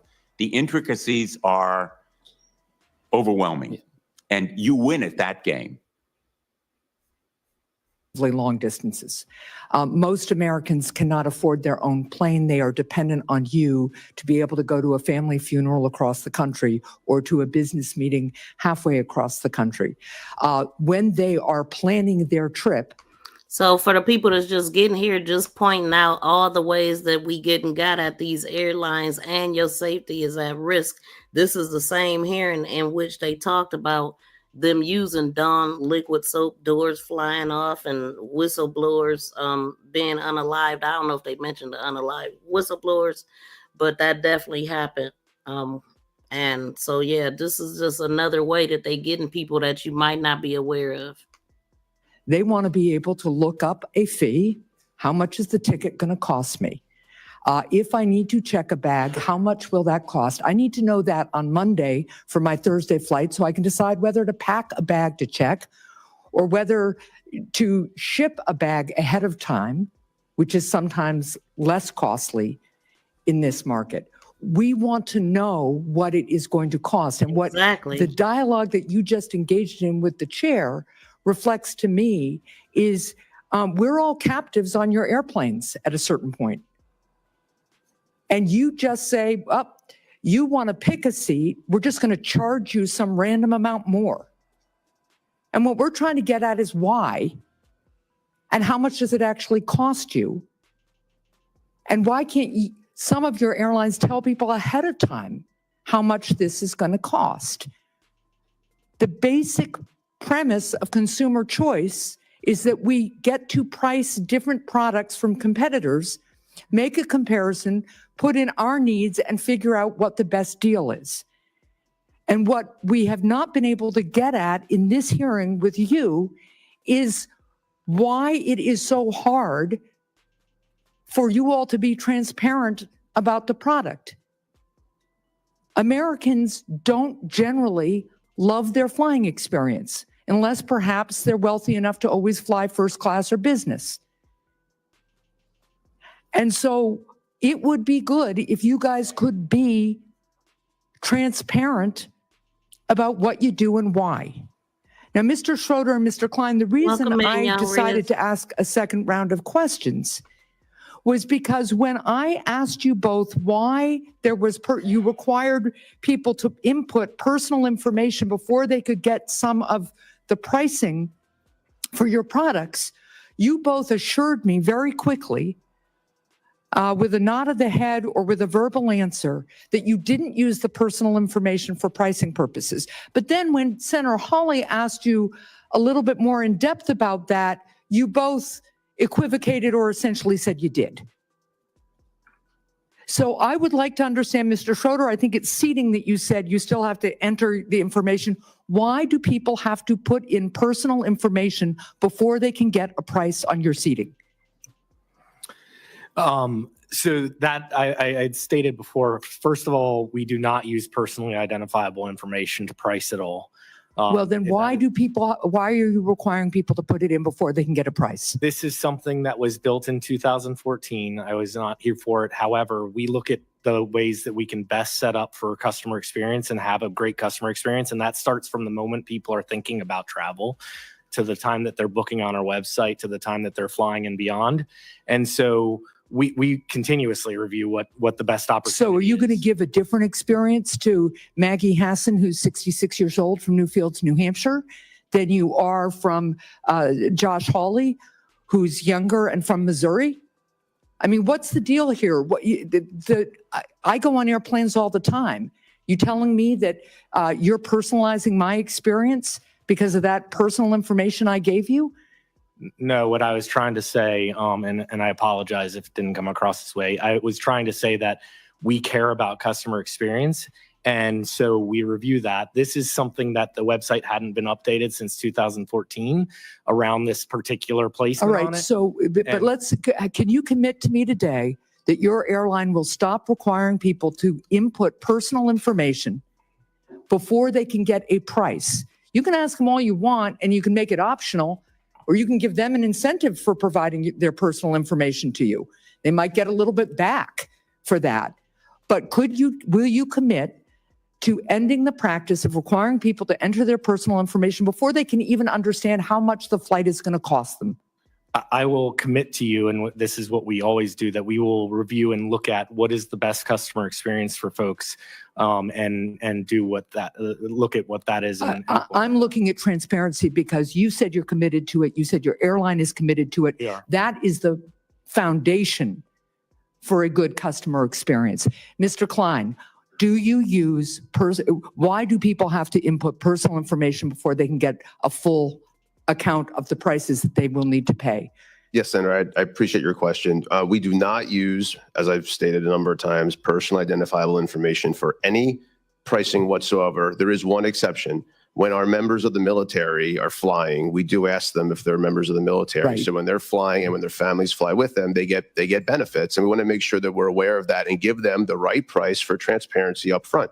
So we want to make sure that they're aware of that. So that is, to be fair, that is one example where we do use but that is putting aside the members of the military, and I'm very glad that the airline community honors our servicemen and women with preferred boarding and special pricing. That's very appropriate, and I'm glad you all do that. But I am talking about why people have to enter personal information before they can get at some of the prices that you are going to add on to their baseline ticket on your airline. Why? Right. Well, I mentioned earlier that we have already reconstructed our booking path for 3 of our 4 booking paths, and the 4th booking path, I'd said earlier, we're in the middle of a code freeze right now, meaning we just can't do that development work.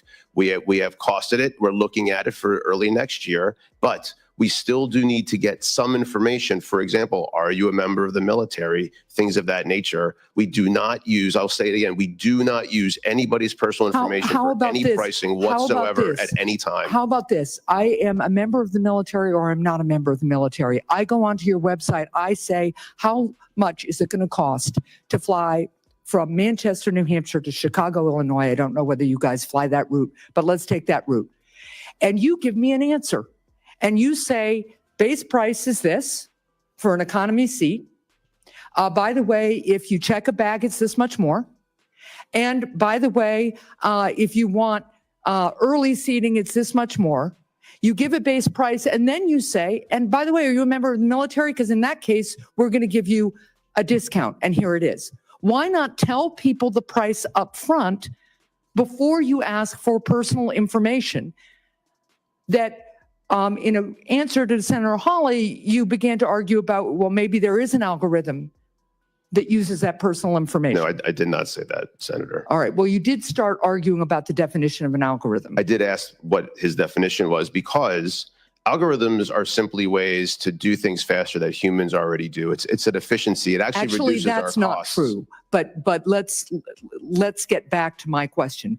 Why not just tell people what the price is up front and then give them an incentive to share the information with you if there's a value to you of that information? Why not do that? So the public benefits from the way that we've unbundled prices over time. And to your point, there then is additional charges if a customer wants those charges. So I must state, first of all, that the unbundling model has benefited the public. I get your unbundled model. The question is whether people should be able to understand what the cost of each separately identified price is before they give you personal information that should not impact very reasonable. Whether they're going to be charged $15 or $100 for a carry-on. And somebody can see their bag price straight away. I think you're referencing here pre-reserved seats, because bag prices you can see straight away. It's right on the website. You can actually search to see what your bag prices are before you even search for your flight, if you wish to do that. Okay, so I'm going to ask you for the same commitment that I asked Mr. Schroeder from, which is to commit to making sure that all of the prices that you charge, unbundled prices, can be identified on your website by a consumer before they enter any personal information. Senator, I can say that we will, like I've just said previously, we are reviewing all of our booking paths. We've changed 3 out of the 4. The fourth one is under review, which is the one that you're referencing. I cannot commit to that today for one reason, is because I don't know if there's other kinds of reasons. We have a lot of regulation that we have to look out for, and I don't know if we're collecting information for other kinds of reasons before we get to that answer. I just can't commit to that today. Well, thank you. And thank you, Mr. Chair, for your indulgence. I am considerably over my time. Let me just suggest to all of you that it would have been nice if you had done more homework before you came here. You knew what this hearing was about. You have been engaged with this committee on this investigation. And to hear some of your answers, it's really troubling to me that you don't have this kind of specific information that we would expect you to have. Thank you. Thanks, Senator Hassan. Yeah. Did y'all know that they was doing all of this? I know a lot of times you just book your flight, not even thinking, you just in a rush. Most of us don't even like doing it, I would assume. I know I don't necessarily. I don't like the whole hustle and bustle. But then you get to the your flight, and then you got to pay an extra $99 depending on what your demographics tell them. Depending on where you stay, depending on how much you make, your race, I don't know what they looking at. It's just a big ripoff. And then talking about where they're you got to pay more to have your kids sit with you, or a lot of times you have to. They're saying they're seeing people that are willing to switch seats, but you shouldn't have to do that. If you got a child with you, that should be automatic. And then we got the CEO here making over 33 million or 30 plus million, whatever that was. Way more than the United Healthcare CEO. And then we got planes falling out the sky. This is what we talking about today. This is what we talking about.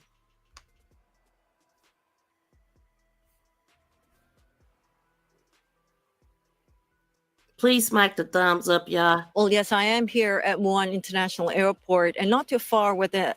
There's no reason why we can't hit 100 thumbs up in here at least. It's 93 people in here. Please hit the thumbs up, y'all. It's free. Thank y'all for hitting the reactions, though. But the thumbs up is very important. Where that crash happened.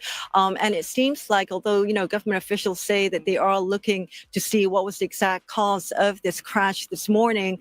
How many of y'all believe it was a bird?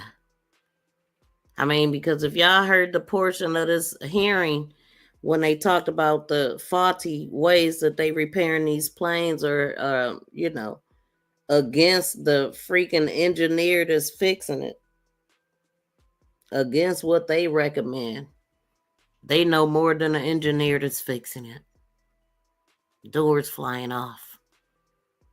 Hell, landing gear's not coming down. Like, what? Many officials here now saying that it does look as if it was because And of the blaming it on a bird. because the Transport outta here. Ministry has confirmed that before the crash, apparently We ain't believing the bird. They was already going down when the bird hit, right? If the bird hit. the plane was alerted that there were birds around this area. But about 1 minute after that warning was issued, the pilot sent out a distress call. How do you even prevent hitting a dang on bird? A Mayday distress call, and about 5 minutes after that distress call was sent out, the plane had crashed. Now, if I can show you behind me now. Now, earlier there were bags of dead bodies there, but they've all taken them away now, and it looks like they've taken them inside.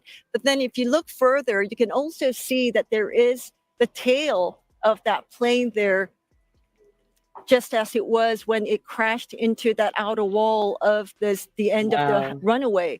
Now, earlier we saw them trying to see if they could lift it, but it looks like they have given up on that. And we're not sure exactly what is happening right now, but it looks like they are trying to see if there are more bodies under the tail of that plane.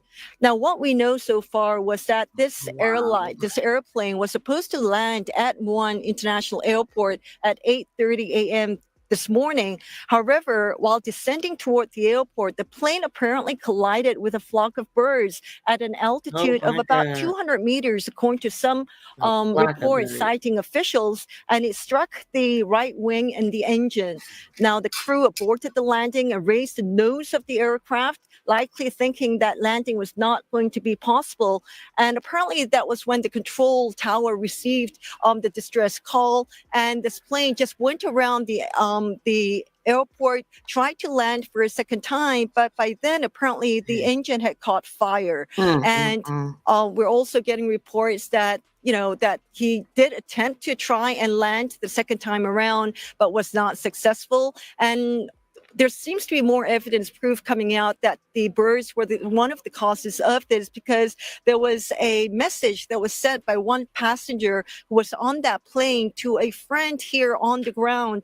And according to that message, it said a bird got stuck in the wing and we're unable to land. And that was the last message that the passenger sent before this crash happened.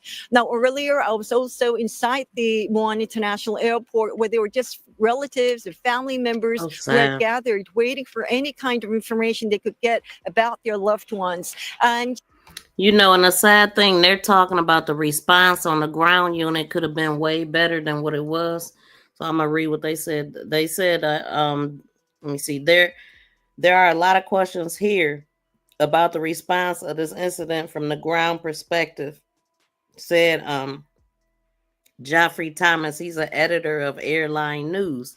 So he said, in a situation like this one, more preparation could have been put in place by the ground operatives before the plane reached the runway, Thomas suggested. With an emergency like this, why weren't the fire tenders and then tanks out there besides the runway? Why hadn't they put foam on the runway, he asked. There are also questions around the situation on the board of the plane, Thomas said, including why the aircraft undercarriage was not lifted when it tried to land. So this could have happened because the hydraulics issue. Though a bird strike, one of the so I had read this. One of the speculated reasons behind this was that, but he believes that couldn't have caused all of the stuff. And then the death toll has raised. Let me see if it's another update. So it says survivors found in the tail section of the plane, the only part that retained some of its shape, the fire chief says. So the two confirmed survivors of the Jeju Airline and the South Korea plane tail section, the only other. Okay, so the survivors of the crash, male and female, both were crew members, are being treated in the hospital. Only the tail part retains a little bit of shape, and the rest of the plane looks almost impossible to recognize, the fire chief said. Video and images from the scene show the molted and charred remains of the aircraft. Most of it turned black from the fire. Only the tail section is visible and intact. Wow. Okay, I'm gonna let this play. Please hit the thumbs up, y'all, by tapping the screen or hitting those 3 dots to the upper right and hit the like button. I think, like I said earlier, they had bags of bodies here, and as they were taking them away and were identifying them, that's when the officials would go to in front of the family members and would announce and would shout out the names of the victims of those passengers.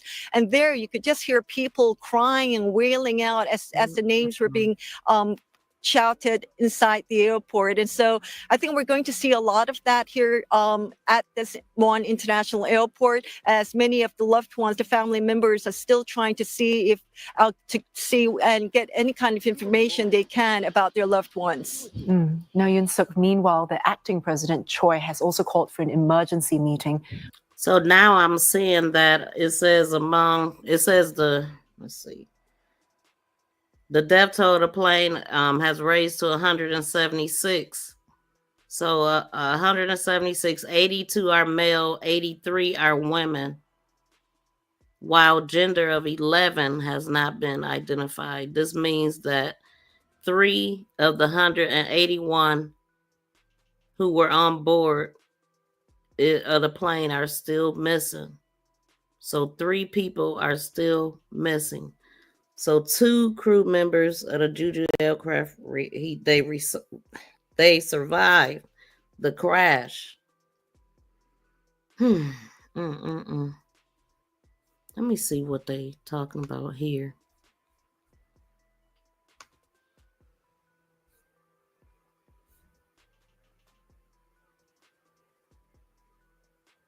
계획입니다. 방금 소방대장 말씀하신 것처럼 저희가 Well, shoot, no chance of that. 모든 시신을 수습할 때까지 저희가 끝까지 수색할 것입니다. 그리고 저희가 이제 지금 이 브리핑이 마치고 나면 저희가 8시에 브리핑을 하도록 하겠습니다.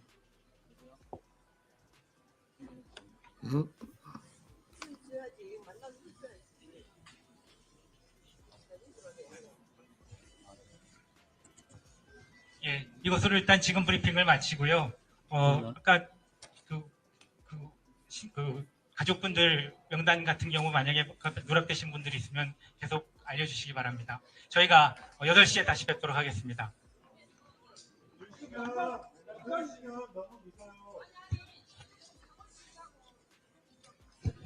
그 대표께서 아까 이제 직접 확인을 하시고 싶다고 말씀하신 부분이 있었고 저희가 내부적으로 논의를 했는데요. 그 부분은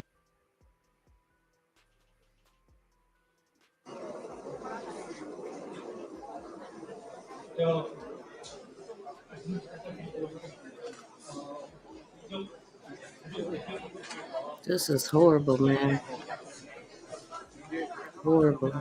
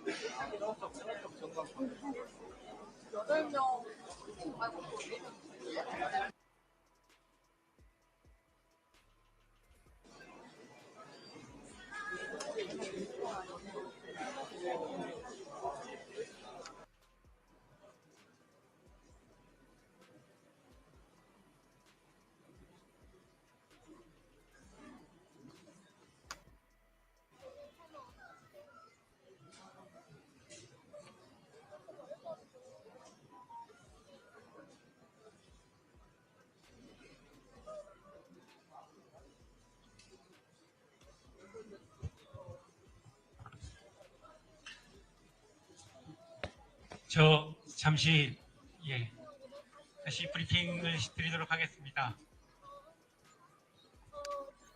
네, 17시 40분 먼 항공기 사고 수습 상황 말씀드리겠습니다. 총 181명 중에서 수습 174분을 수습을 했고요. 이 중에 실원이 49분이 실원을 확인되었습니다. 그리고 지금 수습이 안 되는 분 5분이 계신데요. 이분은 저희들이 계속해서 수습 찾고 작전을 계속 수행하도록 하겠습니다. 예, 그 신원이 확인되신 아까 1차로 확인되신 그 피해자 아까 신원이 확인된 그 22분에 대해서는 지금 현재 그 유가족과 같이 협의해서 원하시는 곳으로 지금 장례식장으로 이송을 할 것이고요. 지금 나왔던 27분에 대해서도 저희가 별도로 연락을 드릴 계획입니다.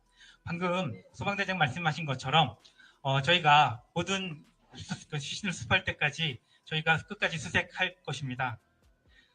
그리고 저희가 이제 지금 이 브리핑이 마치고 나면 저희가 8시에 브리핑을 하도록 하겠습니다.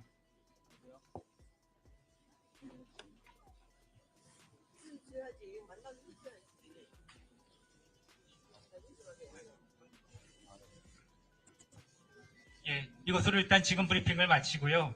아까 그 가족분들 명단 같은 경우 만약에 누락되신 분들이 있으면 계속 알려주시기 바랍니다. 저희가 8시에 다시 뵙도록 하겠습니다.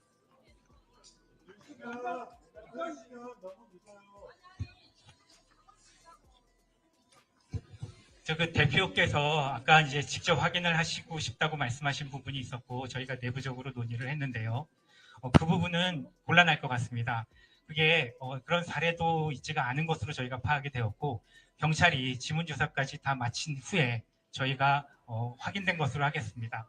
그 부분은 양해를 부탁드리겠습니다.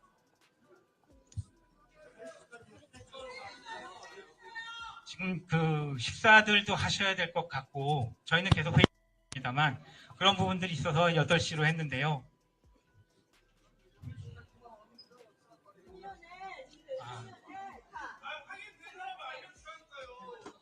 확인된 분들은 개별적으로 연락을 드립니다. 명단을 그러니까 숫자만 말씀드리고 명단만 지금은 그렇게 드리는 것이 개인정보이기도 하고 그 가족 대표분들께서 요청하신 사안이기도 합니다. 예, 아까 그거 제가 그 3층에서 말씀을 직접 드렸었는데요. 그것은 저희 쪽에서 초기에 집계할 때 오류였습니다. 그건 사과 말씀 다시 한번 드립니다. So clearly we can't understand what they're saying, but so here's something that came out 3 minutes ago. The rescue workers are making their way through the wreckage, and the flight was Jeju Air flight 7C2216, which made a crash landing. So the experts tell CNN that the plane's undercarriage, specifically the wheel used for takeoff and landing, appeared to not fully deploy 저희가 before 확인된 부분 landing. 지금 연락을 돌리기 시작했습니다. 30분 원하시면 그렇게 하도록 하겠습니다. 그러면 지금이 At some point, they giving them names and stuff.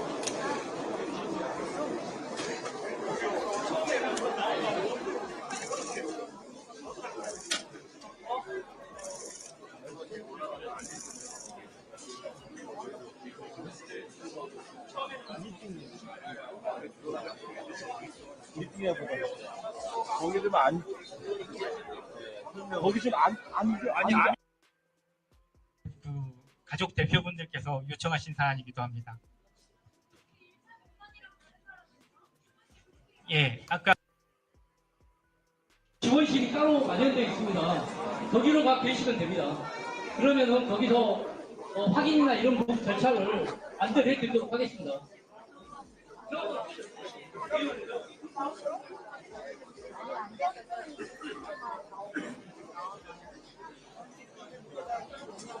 안내방송을 하도록 하겠습니다. 예. 안내방송, 전체 안내방송을 하도록 하겠습니다. 막 분산되어 계셔가지고, 그렇기 때문에 전체 안내방송을 하도록 하겠습니다. 예.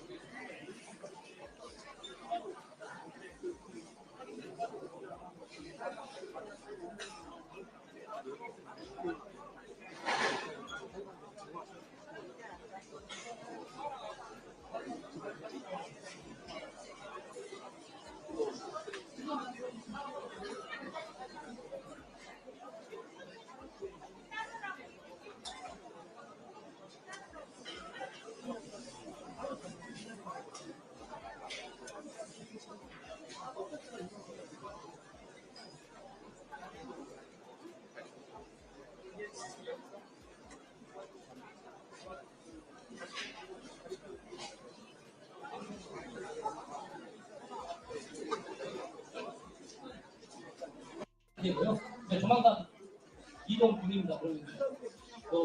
유가족분에 대해서는 그건 저희가 제가 말씀드렸듯이 저희 가족분들 상황실을 저희가 안내를 할 건데 거기서 구체적인 절차나 확인하실 분들은 확인해 주도록 하겠습니다. 그렇죠. 네, 그거는 계속 저희가 하겠습니다. 예.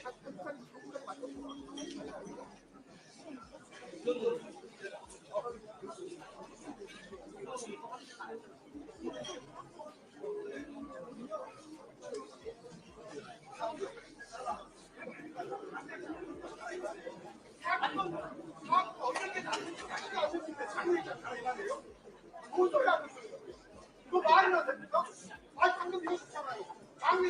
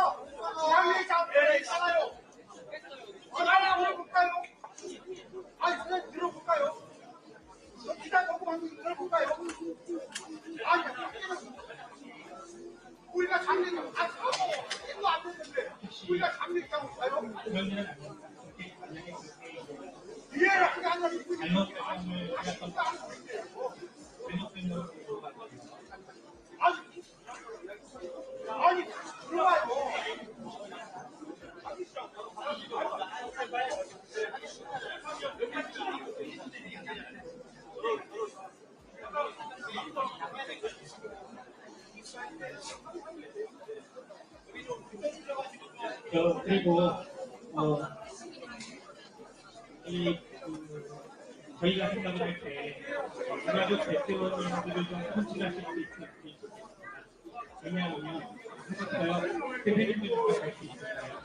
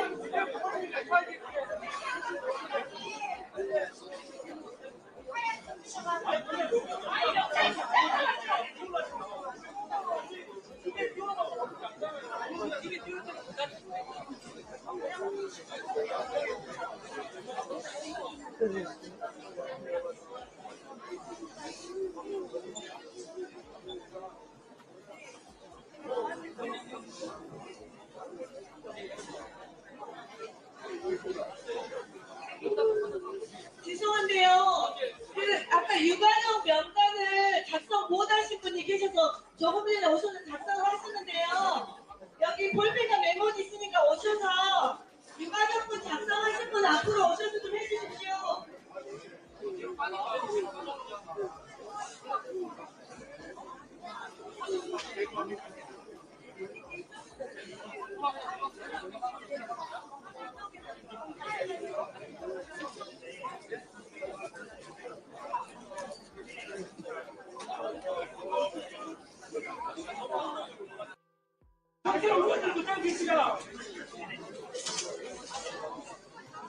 지켜보세요, 지켜보세요. 그냥 아무 상관없어요.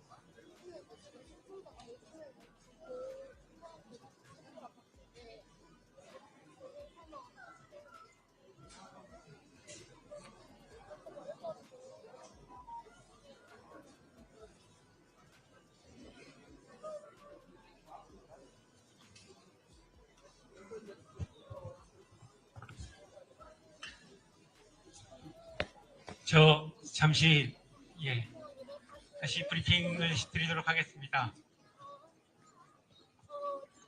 네, 17시 40분 먼 항공기 사고 수습 상황 말씀드리겠습니다. 총 181명 중에서 수습 174분을 수습을 했고요. 이 중에 신원이 49분이 신원 확인되었습니다. 그리고 지금 수습이 안 되는 분 5분 계신데요. 이분은 저희들이 계속해서 수습 찾고 작전을 계속 수행하도록 하겠습니다. 예, 그 신원이 확인되신 아까 1차로 확인되신 그 피해자가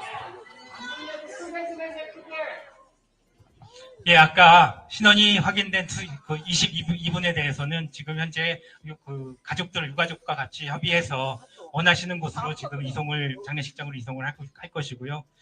지금 나왔던 27분에 대해서도 저희가 별도로 연락을 드릴 계획입니다. 방금 소방대장 말씀하신 것처럼 저희가 모든 시신을 수습할 때까지 저희가 끝까지 수색할 것입니다. 그리고 저희가 이제 지금 이 브리핑이 마치고 나면 저희가 8시에 브리핑을 하도록 하겠습니다.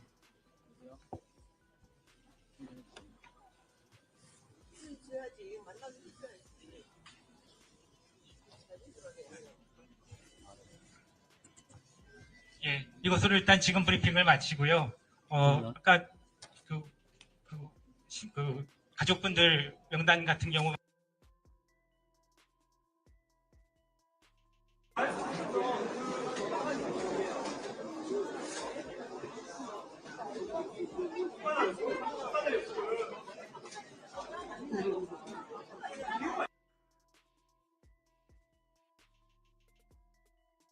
Well, yes, I am here at Muan International Airport.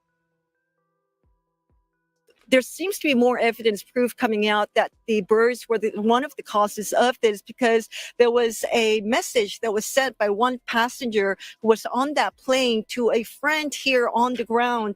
And according to that message, it said a bird got stuck in the wing and we're unable to land. And that was the last message that the passenger sent before this crash happened. Now, earlier, I was also inside the Muan International Airport, where there were just relatives and family members who had gathered waiting for any kind of information they could get about their loved ones. And, you know, I think, like I said earlier, they had bags of bodies here, and as they were taking them away and were identifying them, that's when the officials would go to in front of the family members and would announce and would shout out the names of the victims of those passengers. And there you could just hear people crying and wailing out as the names were being shouted inside the airport. And so I think we're going to see a lot of that here at this Muan International Airport, as many of the loved ones, the family members, are still trying to see and get any kind of information they can about their loved ones. Now, Yoon Suk, meanwhile, the acting president, Choi, has also called for an emergency meeting. What came out of that? Well, yes, he did.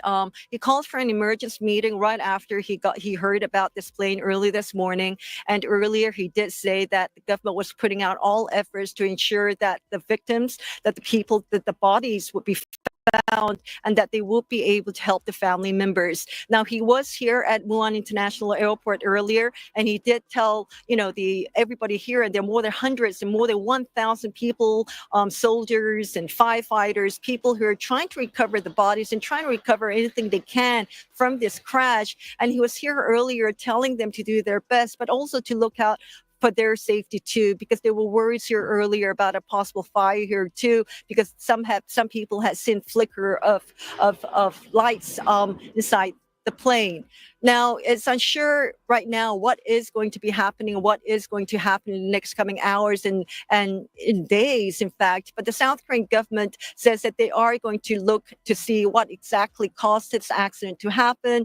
And we do have, officials and the head of the Jeju Air saying that they too are looking into this. But right now, I think they're trying to see if they can console the family members, get as much information as they can, because one of the officials were telling the media that the most important thing right now was trying to see if they could identify the bodies because this crash was just so bad and they were earlier, I was able to see parts of different planes here, different parts being scattered all over this area, which means that I think they are going to have a very hard time identifying some of the bodies. And so that could take a while. But remember, apart from those South Koreans who were killed in that crash this morning, there were also 2 other Thai nationals. We're trying to find out more information about them. I spoke to an official at the Thai embassy, but they said they too were trying to verify who they were, whether they were residents here living here in South Korea or whether they were tourists. So we're trying to find out, get as much information as we can. But remember, the acting president, Choi Sang-mong, just became the acting president after the parliament impeached then Prime Minister Han Duck-soo. And so we were told that earlier he was just trying to figure things out and didn't really have any official events today. But unfortunately, this was his first major task since he took that role as the acting president of South Korea.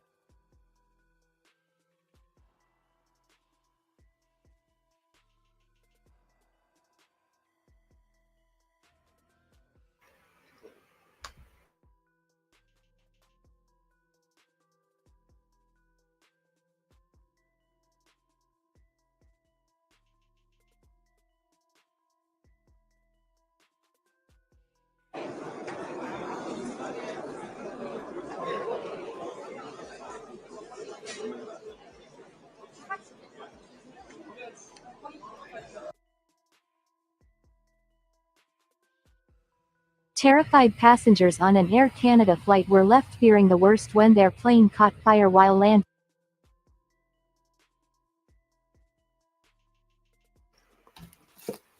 Yes, Cindy, there was multiple plane crashes days apart. December 25th in Pakistan.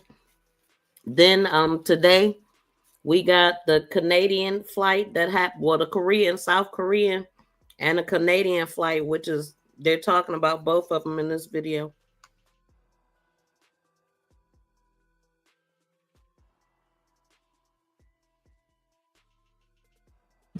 Just hours after the tragedy in South Korea.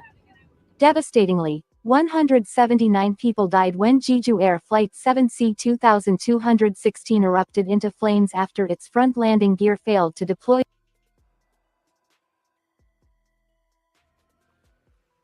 Nobody passed away in the Canada flight, and this is actually the plane from the Canada flight. They all were off the plane. They all got off the plane right here.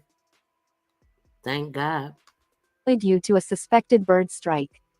With the Then world one still in reeling. Pakistan, I think it was some survivors there, and it was 2 with this one, I think. From the horror at Muan International Airport, another aviation disaster was narrowly averted at a Canadian airport in Goffs, Nova Scotia. An Air Canada aircraft arriving from St. John's caught fire after landing gear failed to deploy properly while landing, resulting in one side of the teetering plane smashing against the tarmac at Halifax Stanfield International Airport. What's up with these landing Scared gears? passengers watched part of their plane catch fire while skidding along the runway at a 20-degree angle until pilots managed to stop it, then they were forced to run off. Passenger Nikki Valentine told CBC News, "The plane started to sit at about a 20-degree angle to the left and, as that happened, we heard a pretty loud, what almost sounded like a crash sound, as the wing of the plane started to skid along the pavement, along with what I presume was the engine. The plane shook quite a bit and we started seeing fire on the left side of the plane and smoke started coming in the windows. Thankfully, the 73 passengers all managed to escape within 2 minutes and no one was badly injured, with only minor injuries reported." Valentine added, "One side of the entire plane was on fire, so everyone was pretty much in a hurry to get off, but an organized hurry. Flight operations were briefly suspended after the incident at Halifax Stanfield International Airport." Air Canada spokesperson Peter Fitzpatrick said the aircraft experienced a suspected landing gear issue. This came mere hours after 179 people died from the Jeju Air passenger plane carrying 181 people in Muan, about 290 kilometers, 180 miles, south of Seoul. Emergency workers pulled out 2 people, both crew members, and local health officials said they remain conscious. The crash aired by YTN television showed the Jeju Air plane skidding across the airstrip. Yeah, so only 2 survivors with that, and then another update just came in 2 minutes ago. CNN is reporting the death toll of the plane is now 177. Says this leaves only 2 out of the 181 people who were on board the plane unaccounted for. So they found one more person since we reported the death toll not too long ago. The number of survivors remain to be 2, both crew members, 1 male, 1 female. The pair were pulled from the aircraft's tail. More than 1,570 personnel from military, police, and government have been deployed to Mual in South Korea, Joella Providence, or provide support for the recovery efforts. And officials from the country's transport ministry said, and that was about 7 minutes ago, said hundreds of emergency personnel recovered efforts after South Korea plane.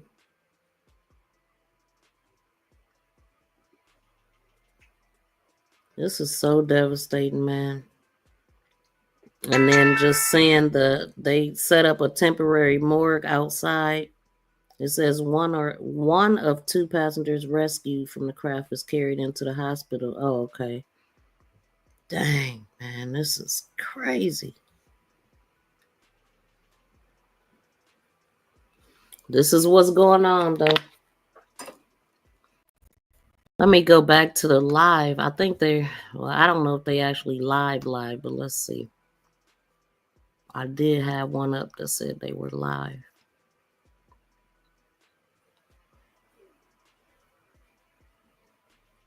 I don't think this live no more. Or is it? Oh, yeah, it is still live. But this might not be live. They might just keep playing the same thing.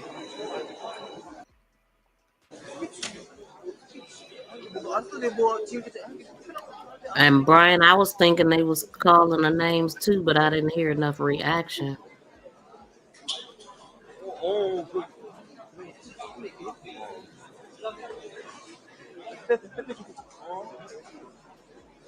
Man, this is like the worst case scenario here.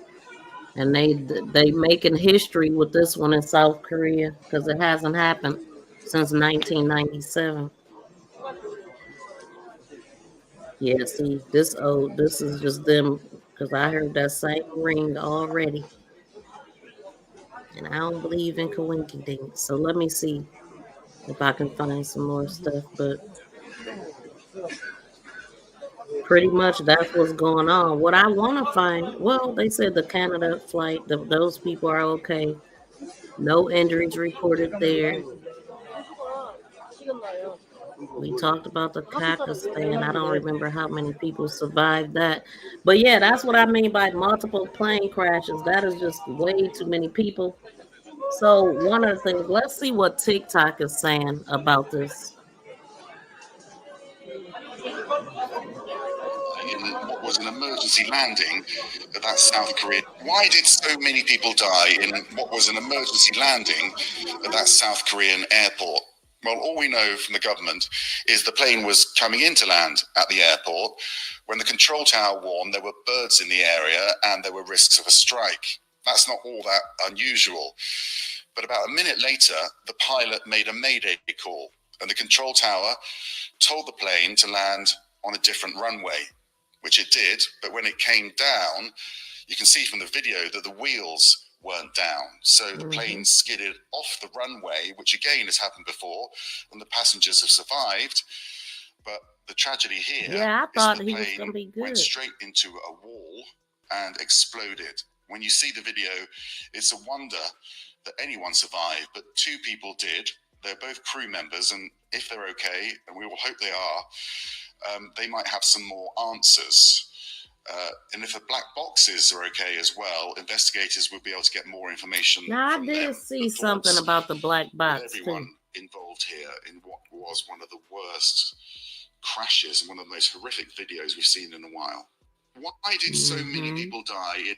Breaking news, you guys. Just about 3 hours ago, there was a huge plane crash in South Korea in Busan Airport. Busan is south of South Korea, so it's not near Seoul. This plane was coming from Bangkok, Thailand, and about 9 a.m., this is when the crash happened. There was said to be about 181 people on board, including the flight attendants and everyone. Currently, as we're speaking, the confirmed numbers of people who are passed away is 58. They're saying that was then, so man. Rescued. They are alive. They have been. 들어온 제보에 따르면 비행기는 착륙 중에 엔진기어가 내려오지 않았고 착륙한 뒤 활주로를 이탈해 근원 담장 잭사지가 폭발했다고 합니다. 다시 한번 전해드리겠습니다. 오늘 오전 9시 10분쯤 전남 무안공항에서 들어온 제보에 That's crazy. Oh, we don't need that music.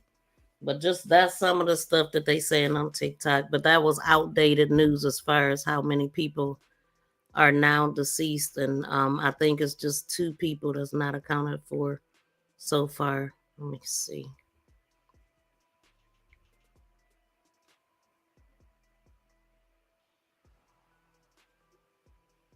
I do have at least one YouTube friend out that way. Let me check on him and make sure he ain't take no flights.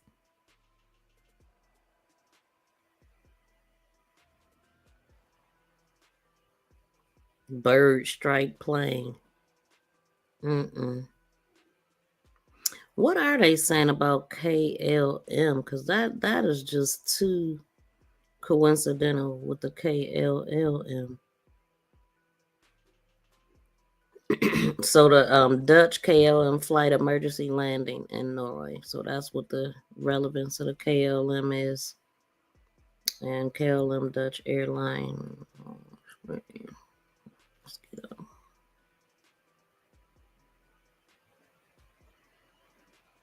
Let's see what they saying.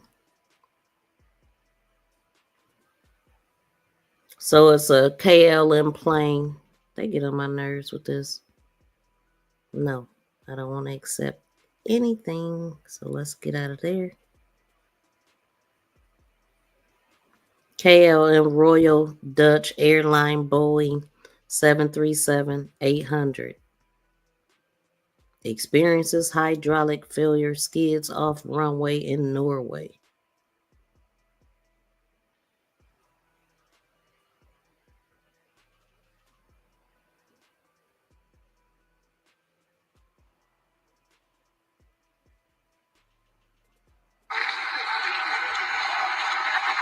Well, they got some pretty good footage on Twitter or X, whatever you want to call it, of that plane in Canada. And I haven't seen much coverage of that. Let me see something right quick.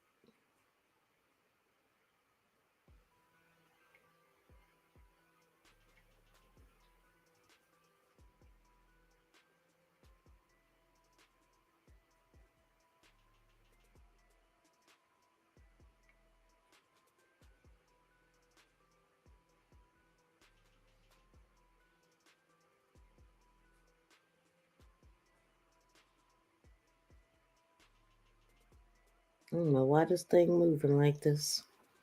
Quit playing with me. Let me get my other device I don't have all day.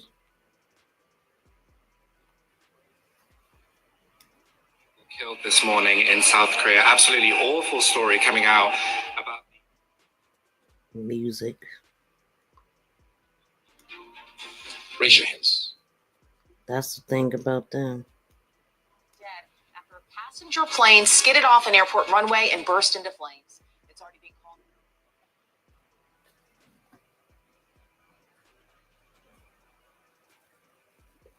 Please take this time to smack the thumbs up while we're taking a moment of silence here.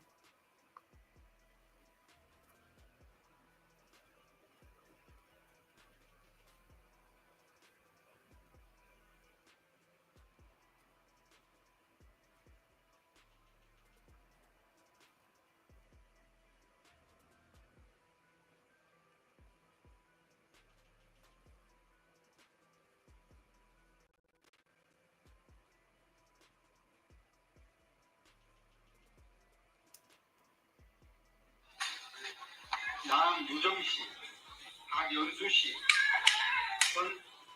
권경미 씨, 윤봉호 씨. This is where they doing the names at.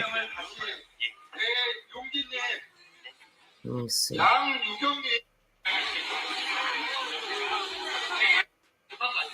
Oh, so sad. Hold on, let me pull this one up because this.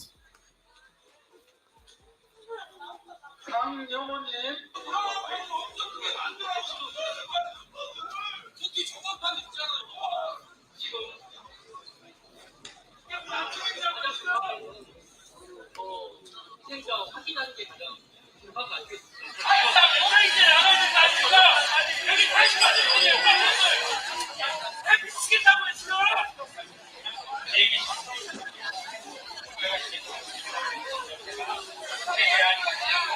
서우님, 김양태님, 양유경님, 박연수님, 양유정씨, 박연수씨, 전경미씨, 윤봉호씨, 지금까지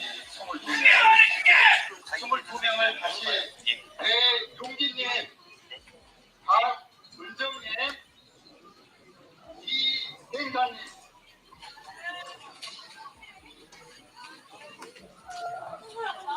강영호님,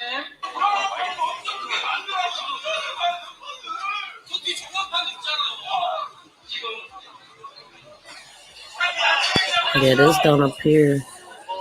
희생자 확인하는 게 가장 급한 거 아니겠습니까?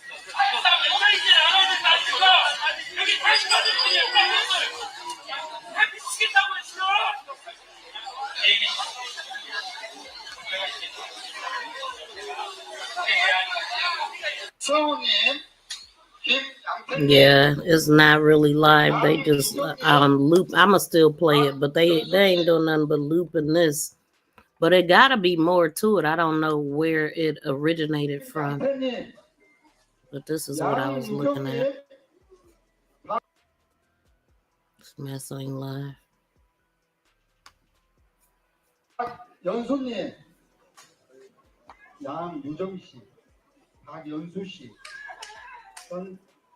전경미씨, 윤봉호씨, 지금까지 22명을 다시 배용기님, 박은정님, 이행가님,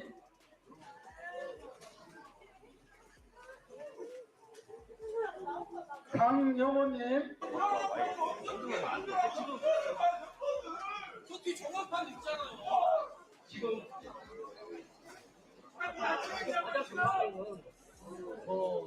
희생자 확인하는 게 가장 급한 거 아니겠습니까?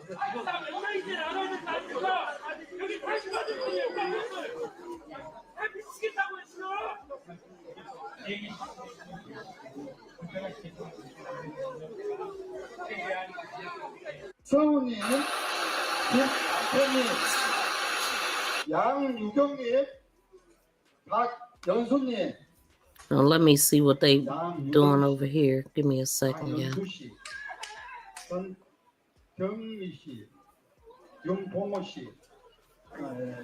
This is devastating though. But they looping this video. 배용기님, We ain't doing that. 이행가님,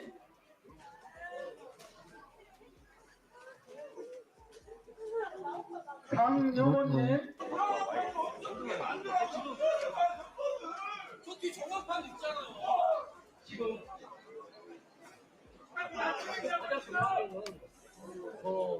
희생자 확인하는 게 가장 급한 거 아니겠습니까?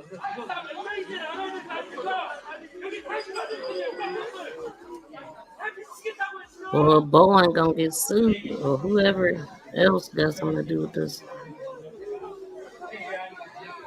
서우님, 김양태님, This is from earlier too, though. But I'm gonna just put it on here since we've been covering it for a couple hours now. Yes,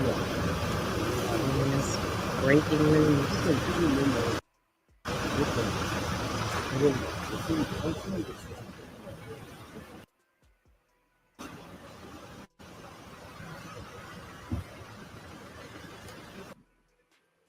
Hopefully they find everybody and everybody, can prepare for the next stage.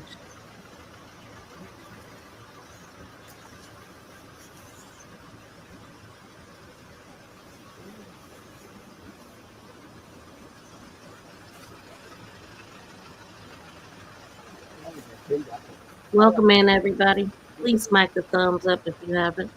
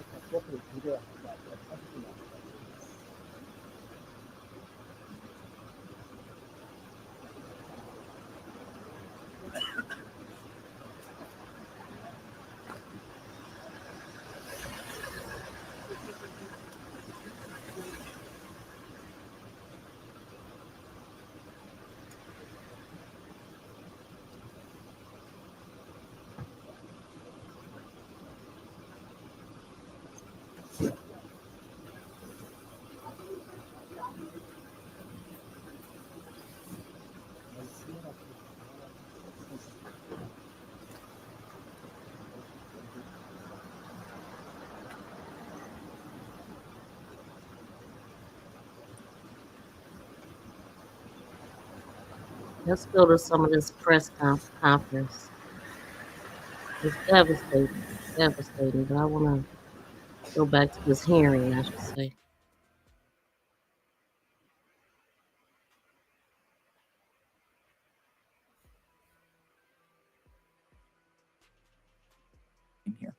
You knew what this hearing was about. You have been engaged with this committee on this investigation, and to hear some of your answers, it's really troubling to me that you don't have this kind of specific information that we would expect you to have. Thank you. Thanks, Senator Hassan. I would agree about the homework, but I'm even more focused on the information that you failed to provide during the course of our year-long investigation, and the refusal to be more forthcoming about, for example, the cost of transporting checked bags. I just want to make clear on the line of questioning that Senator Hassan was just pursuing, she was focusing on Spirit and Frontier, but the fact is... So we have a little bit of an update. Says 5 people killed in the crash were children under the age of 10, authorities said. So the Jeju Air flight 7C2216 from Bangkok had 175 passengers, including 2 Thai nationals and 6 crew on board. According to authorities, the youngest passenger was 3 years old, was a 3-year-old little boy, and the oldest was a 78-year-old. 5 of the people who were unalived in this crash were children under the age of 10, authorities said, citing a passenger manifest. Most of the passengers were in their 40s, 50s, and 60s. South Korea Yonhap News Agency reported. And again, it was a Boeing 737-800. At least 177 people, 84 women, 82 men, and 11 others whose genders were not immediately identifiable died in the fire. The South Korean Fire Agency said, has said in its update, emergency workers pulled 2 people, both crew members, to safety. Health officials said they are conscious and not in life-threatening condition.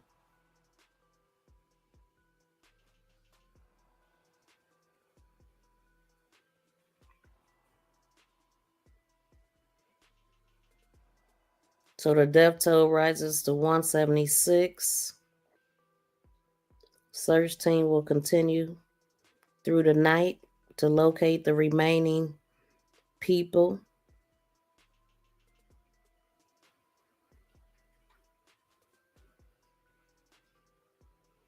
So it says, according to Transport Ministry, investigators have recovered both black boxes from the wreckage. The cockpit voice recorder at 11:30 and the flight data recorder at 2:24. 8 aircraft accident investigators and 9 aviation safety inspectors are conducting initial investigations at the scene. More than 1,500 personnel have been mobilized for the rescue and recovery operation, including 490 firefighters, 455 police officers, and 340 military personnel. The airport runway remains closed until 5 a.m. on January 1st, 2025. What a way to bring in a new year, right? Though this time frame may be adjusted, a temporary morgue has been set up at the airport with authorities working with families to arrange transfer of identified victims in its external facilities. That is the latest update.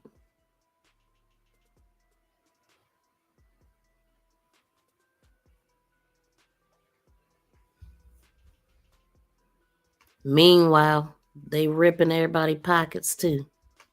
American told us that they require name, gender, date of birth, state and country of residence, email address, and phone number. Catch this one, y'all. Before any consumer can see seat fee prices. That's correct, isn't it, Mr. Johnson? That's correct, Senator.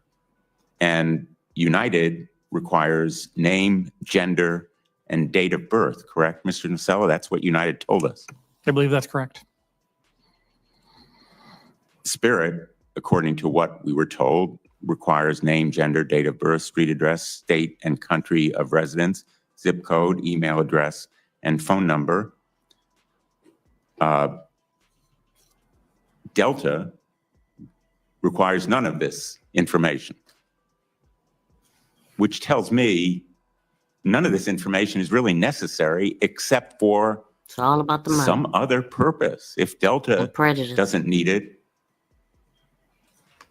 the other airlines shouldn't need it either unless they're using it for some purpose unrelated to charging fee prices. What do you say to that point, Mr. Johnson? Senator, the information that we collect is a combination of information that we are required to collect by law, by the government, the government's request. But you collect it before anyone can even see what the prices are going to be, before they even know whether they're interested in making the purchase. You want this information from them. Why? Correct, Senator. Well, at some point in time during the booking process, we're going to need to collect that information so that we can give it to the government. If they're a customer, but they haven't made a decision even whether they're interested in your airline. Exactly.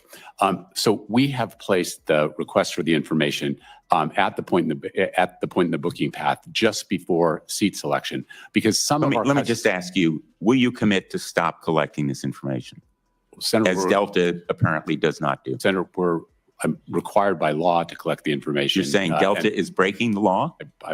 You'd have to ask Mr. Carter that question. Well, no, I don't have to ask him that question because he's not collecting that information. Where's the lights of this Mr. guy Carter, hide? are you breaking the law by not requiring this information? Senator. Very, very interesting, sir. Man, look at us. They talking about officials say air traffic controllers warn aircrafts about bird strikes risk minutes before the crash. Oh, that was helpful, minutes before the crash? Like, really? So they go on to say a bird strike has emerged as a possible factor, in the Sunday's crash after officials revealed that the air traffic controller warned the aircraft about the bird strike risk minutes before the accident. And one of the surviving crew members reportedly mentioned a bird strike after being rescued. Oh, really? While the exact cause remains under investigation, the incident has drawn attention to Mual International Airport history with such incidents. So the airport has reported its highest rate of bird strikes among South Korea's 14 regional airports, with 10 incidents reported between 2019 and August this year. According to that data submitted to Parliament by the Korea Airport Corporation. Though the absolute number is small, making it different to generalize into meaningful statistics, the strike rate of 9% or 0.09% of the flights is significantly higher than other major airports. Okay, so aviation experts say bird strikes can be catastrophic. The risks are particularly high in Muao due to its location near fields and coastal areas. So nationwide bird strike incidents have been steadily increasing. Not to mention the Dawn liquid soap and the damn hotel keys and the bad stuff they use to repair the planes. We ain't gonna let that go. Like, hell, the birds is the least of the worries. Like, where are all these birds coming from all of a sudden, though? And that seemed like it was like the last thing that was an issue, being that the plane was already going down. So nationwide bird strike incidents have steadily increased. 108 from 108 in 2019 to 152 last year. So it's just a matter of a damn bird if you get to your flight safely or not. It ain't nothing they can put in place to make sure this don't happen. Like, what? No, I'm really not feeling safe about flying now. The little bird can just be the cause if you land safely or not.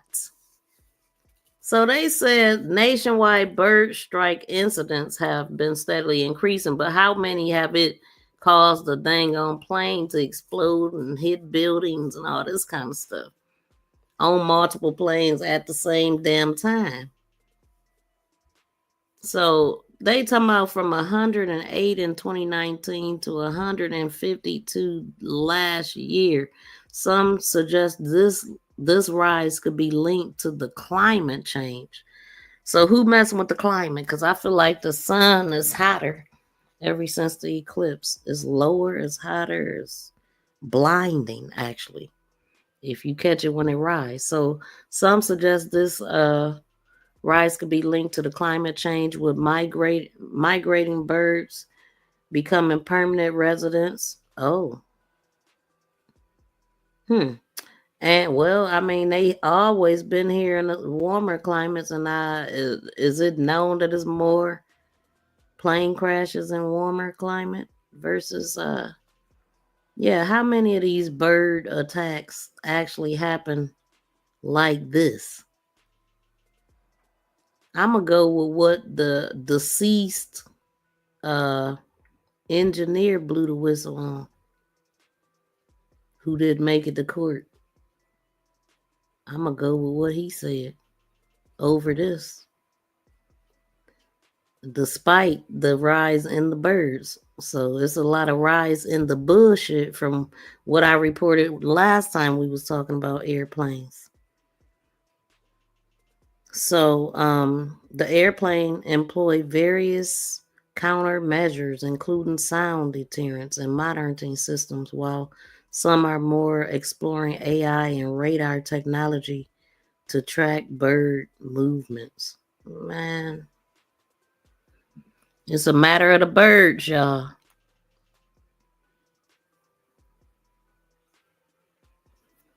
You think all flights have been canceled? You think? Yeah. So yeah, let's hear a little bit more of this corruption. That's all connected to what I'm talking about. Of course not. Mr. Nocella, will you commit to stop collecting this information? Just like my colleague The on law the far needs side, to. I do think the information is required to complete the booking process. You say you're If they can charge you more based off of these things, they ain't trying to change it. They can charge you more or less. So you could be standing in line with somebody who paid $99 for their bag and somebody else that paid $15. Required by law to collect it. I'm not saying it's required to complete the booking process. You know, the danger here is that you're collecting this information without a need for it, obviously for some other purpose, and we all know what that other purpose is. So you can market to them or monetize that information in some other way. Information and data are the coin of the realm in our modern marketing and technology. We don't realize how much our data and information is being sold, how much people use that, and how they target us to get into our pockets. You know, the algorithm is a mug too, you know. This is what all of them are using, the algorithm, the AI. AI being used to automatically deny claims. You know, with the insurance company, we've been talking about that too, but let's go. Society and collecting This is why we broke. Hell, this is why we can't be rich. This is why we gonna continue to be at the bottom long as they're allowed to do this. Like, they're asking these people to commit to these things, and it should just be put into law. So I guess, you know, you start here and then eventually something happen, because this is ridiculous. The way that the rich get richer and the poor get poorer. And they get more evil. Like, I mean, how much money do you need? 30 million a year, sir. Or the one person. But anyway, let's continue. This information is potentially profoundly dangerous if there's no real need for it. Let me, Senator, just for the record. Senator, if I could, I didn't Mr. get a Johnson. chance to answer your question. We collect the information, and we have thought about collecting it, you know, designing our booking process in a way that where it's most convenient time for the customer to put the information in. And as you said, there are circumstances when the customers don't buy. This is why it's like, okay, everywhere you every app you download, every strike you take on Google, everything you on the internet for is being tracked. I mean, even now your text messages is being tracked on Google. They calling the cops and sending the cops to people's houses for photos and different things and videos that they may have in their phones that are illegal. So our information is being used in more ways than we know, but the ones that they really focus on taking information is TikTok. And I'm just like, man, listen, we talking about the airlines taking your information to market back to you. It's all about the money. It's all about selling your information. It's all about that. It's all about the rich getting more rich. And it's so unfair. It's wrong. Like, they got all the money, but they taking it from regular citizens, you know, who ain't rich. It's so unfair. At all, and don't want to put the booking information. Ours, we collect it. And then, so yeah, they doing all of this, and then you get on the airplane and don't even know if you're gonna make it damn home because it's falling apart. Things ain't working properly, but they focusing on birds, and I ain't going with the birds. I don't care. Because if birds was an issue, planes would never damn make it to where they want to go. And yeah, it's warmer climate and they stick around a little bit longer, but what do that have to do with them bringing down planes? That I heard them say the landing gear didn't come out. Like, what the hell? That happened. I heard the whistleblower say what they said about these dang on airplanes, and I'm hearing what they saying in this hearing right here, and it ain't good. The booking information at the point we do, because it determines wasn't none of this about no birds. Cost of the seat if the passenger chooses to select a preferred seat. And some of our best customers are entitled to discounts. And the only way we can apply those discounts is to know. And by the way, that's the only use we use. That's the only thing we use the information for with respect to this hearing had multiple airlines in it. Booking. Present. but you don't need it at that point before someone has made a decision even to inquire about seat price. Senator, if we didn't get it at that point, we wouldn't be able to offer the discounts to some of our customers that they're entitled to with respect to seat purchases. Damn, a discount. Well, apparently Delta is able to do it without this information. And the information may be required by law at some point, but not then. And that's the point of the questioning. Let me just point out for the record on the family seating rule. During the comment period, you were represented by the industry association, Airlines for America, which essentially was, I would say, equivocal. It called the rule a possible, quote, Trojan horse. Spirit, I understand, opposed the rule. United said that the family seating rule was, quote, needless overreach. So I would suggest respectfully that you are being dragged, kicking, if not screaming, into compliance with this basic standard. And I hope this rule will be implemented and issued, as I've mentioned, as quickly as possible. Mr. Klein, I think you've raised the elephant in the room. And Senator Marshall was asking about it to some extent, which is the lack of competition or the barriers to entry and to competition that exists right now. And I'm just going to give you an opportunity to talk a little bit more about the problems that Spirit has faced in the access to hubs and other kinds of obstacles that you've encountered in trying to compete more fully against some of the legacy airlines.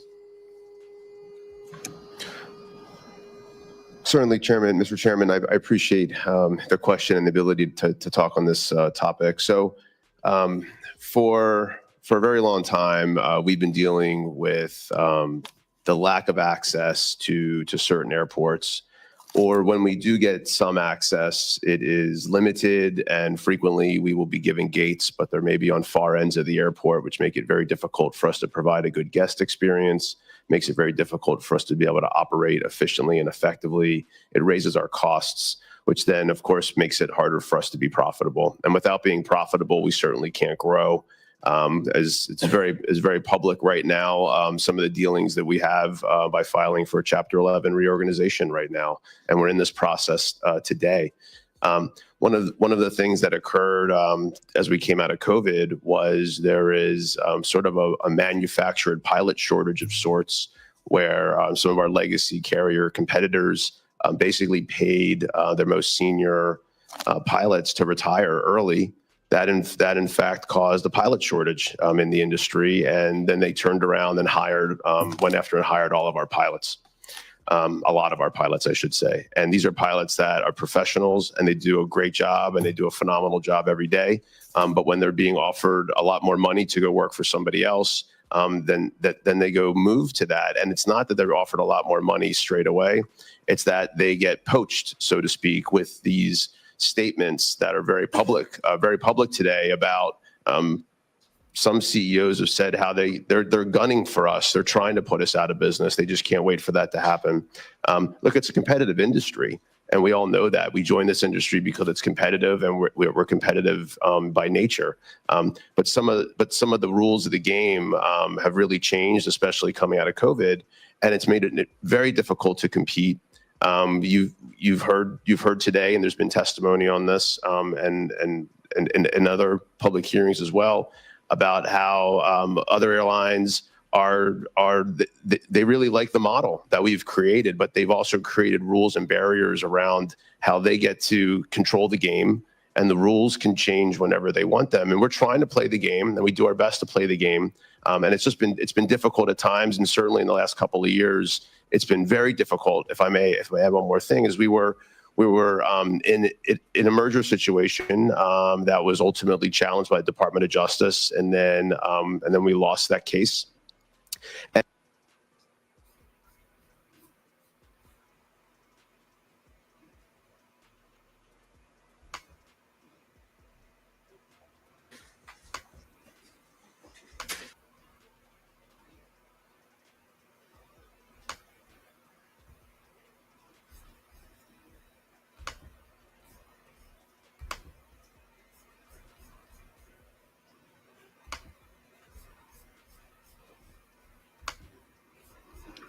Okay, so here's a little video of when they told the family's list.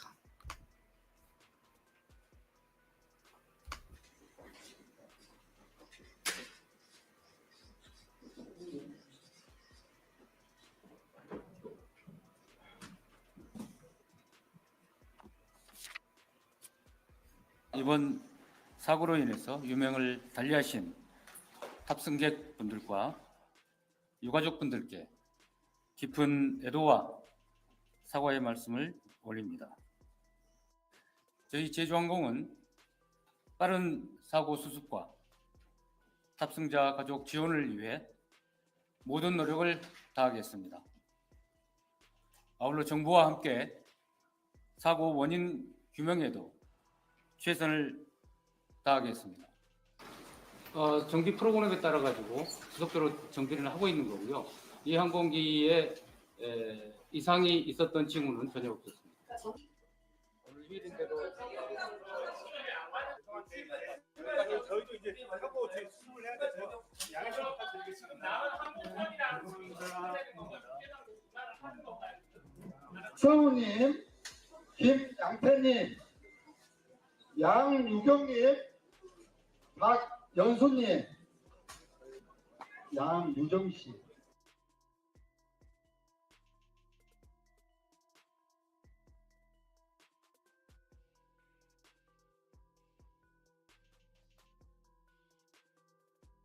And the landing gear was not able to come down properly, it seems.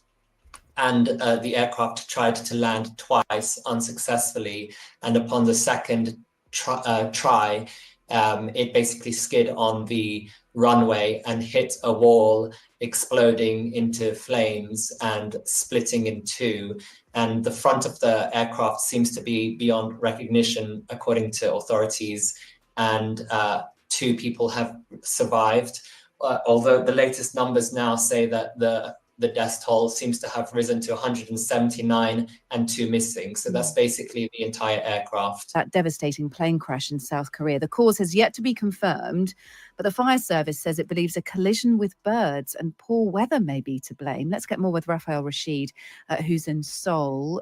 Good morning, Raphael. It sounds bizarre, doesn't it? A collision with birds and poor weather in the modern age to bring down a plane with 181 people on it. I just found a video are feared dead. that allegedly shows the impact of the bird right before it happened. So I'm gonna put that up. It feels bizarre. I mean, the exact cause has yet to be determined officially, but as you mentioned, it would seem that it might have been a collision with birds. Unfortunately, this is a possibility, and even though the chances are very slim of it happening, if it does happen, it could be very devastating.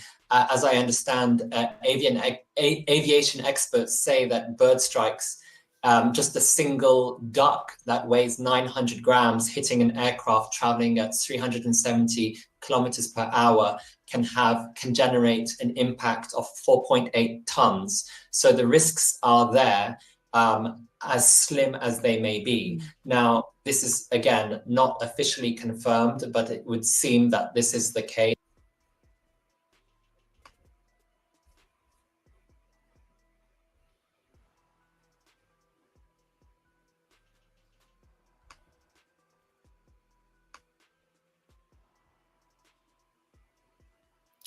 So this video, it contains, it's a warning, and it contains scenes some viewers may find distressing.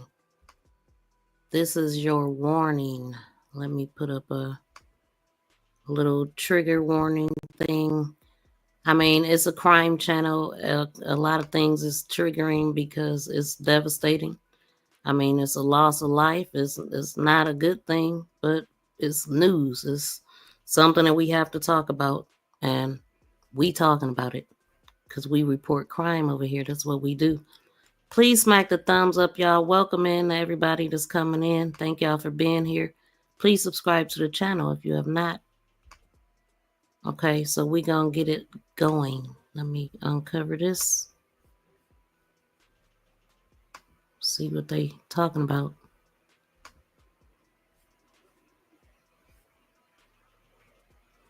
조율 충돌의 가능성이 있거나 한다 하더라도 사실은 엔진이 하나 죽어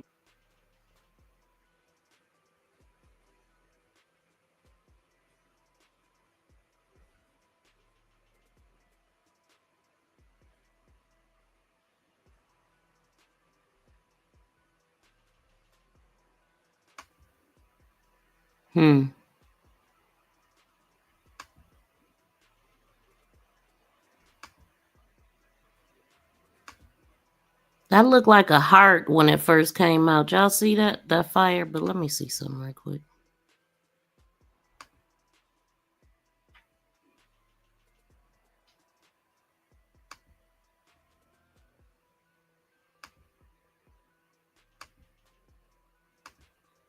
Look at that. Y'all see that heart? Look at that. Wow. How did it just make a perfect heart like that? Y'all see that? I mean, that stuck out to me like a sore thumb. I love hearts, but I didn't see the bird hit it. Did y'all? Y'all see that heart? Or is it just me to see the heart? Hold on. Let me see if I can see it on my other device.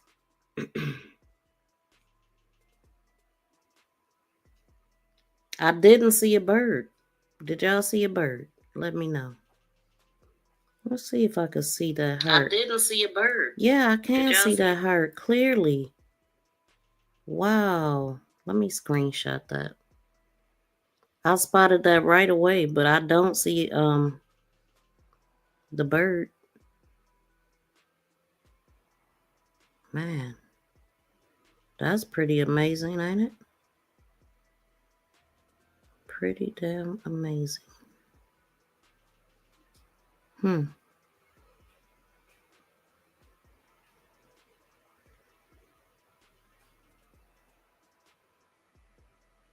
Help us reach 100 thumbs up, y'all. Yeah, birds didn't let the deer. Okay, like, come on, man. Birds definitely don't have nothing to do with that gear not coming out, down, whatever. Let me see. Let me see if I could slow it down and see it maybe. I don't see it though. Let me know if y'all do. I don't see no bird. I see a heart.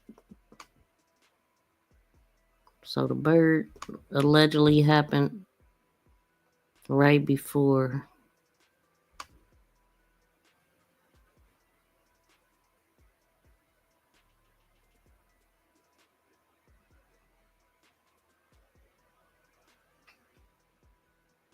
Man, I didn't see a bird. Like, I really didn't. It's supposed to happen right before the spark, so I'm going to let it play after this, but I don't see a dang on thing.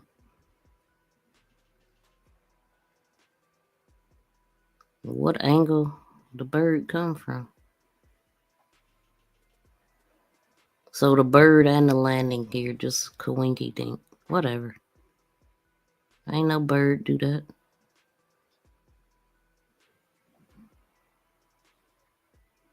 Allegedly. I ain't buying it. I'm not buying it. I'm not buying the bird. Not after hearing this hearing. I can't unhear and unsee what I know about these planes. Look at this mess. Where was the bird at now? They made it to the ground. They made it to the ground. If the landing gear would have came out, they would have probably been okay. But of course, everything exploded and all that.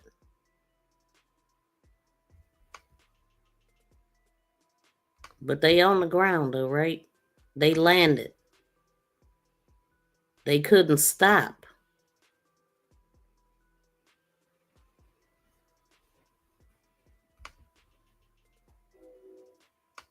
Look at that. I mean, all that scraping didn't help either. You know what I'm saying? It's already on fire. And then it's sparking. Because it ain't on no dang on wheels or nothing. That ain't got nothing to do with the bird. Stop it. Look at this.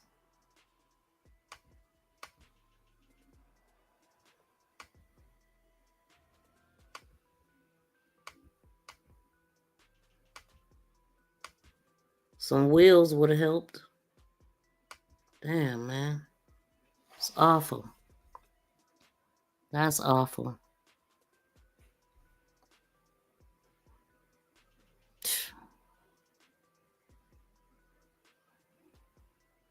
At this moment, we don't have all the data, obviously, but there appears to be, number one, a bird strike. There are images of a bird, allegedly a bird strike on this aircraft just prior to landing. It appears to have impacted the right engine, so they probably had a right engine failure. It's a twin-engine aircraft. You've lost one engine. Now, whether that caused a cascading series of problems in the cockpit, we don't know. But for whatever reason, the undercarriage of the aircraft has not been lowered. It should never have a wall anywhere near the runway, nowhere near it. So when you look at it, you see the plane exit the runway. It then travels about 100 meters, possibly less than that, and impact the wall. Now, I haven't done the research, Lisa, but I would say that absolutely. Well, I would think a wall is a good place at an airport if it's going to stop it from running into the airport. You know, I'd rather it hit the wall than to hit the dang on airport and cause more deaths. Like, I heard him say it shouldn't be no wall at the airport, but had it not been for that wall, what would have stopped the plane? I know it's sad, but it was already down. It was already in flames. And just imagine if it would have went inside the airport. That would have been horrific. Damn. Contravenes international standards to have that wall there. No question about it.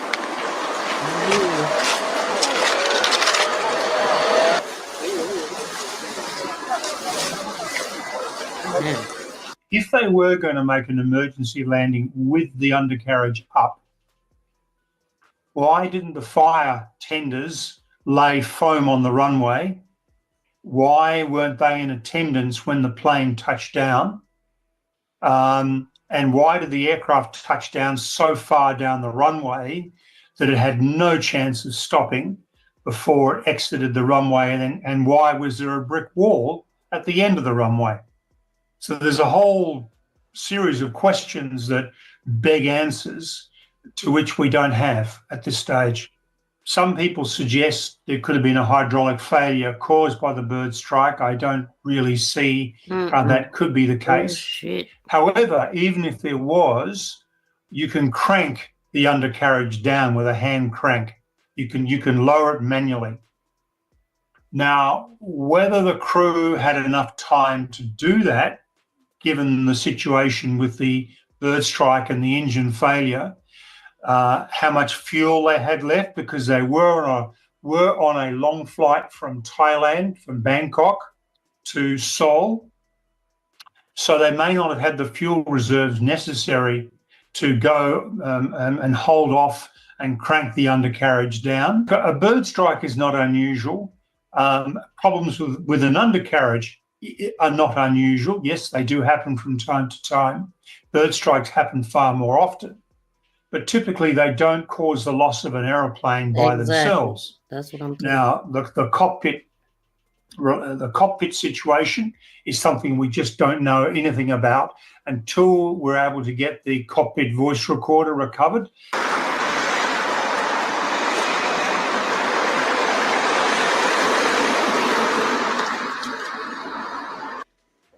Can I get a couple more people to hit the subscribe button? We about to hit 11K, y'all.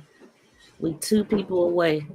And can I get y'all to hit the thumbs up, please? We had a goal of 100 thumbs up. 이번 사고로 인해서 유명을 달리하신 탑승객분들과 But this is what's going on in the world, man. I mean, amongst everything else that we report over here.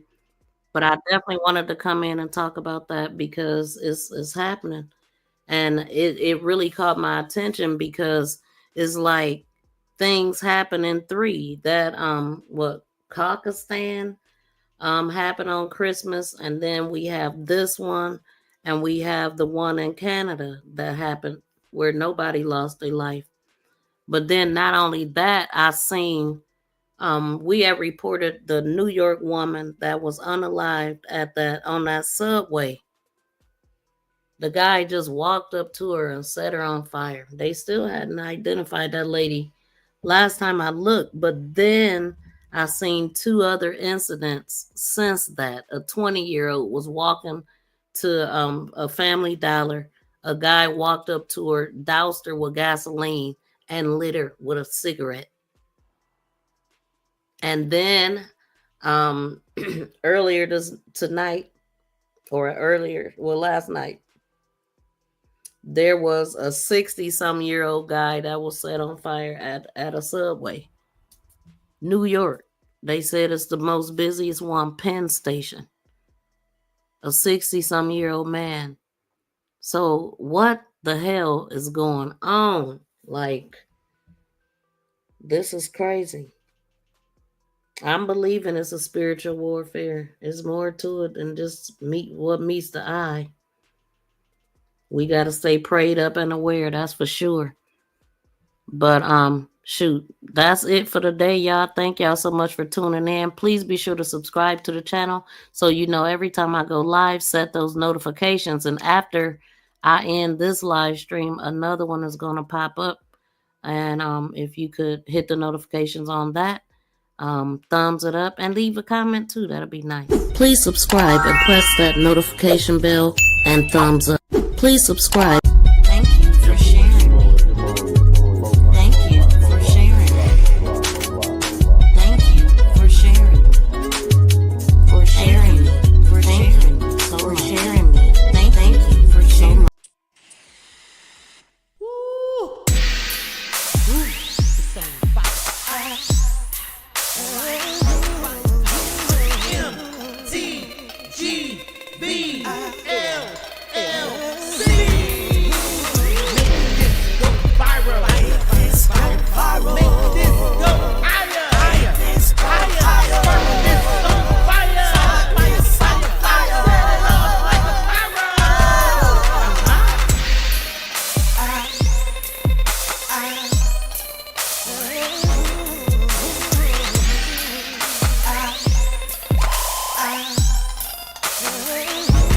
Shout out to all my new subscribers.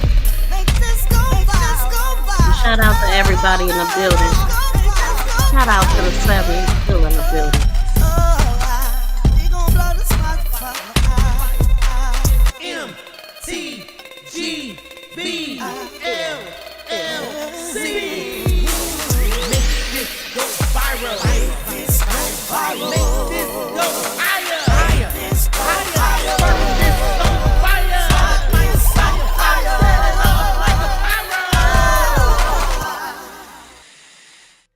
Shout out to the 20K people that watched us so far. And shout out to everybody on the replay. Peace and love, y'all. We out.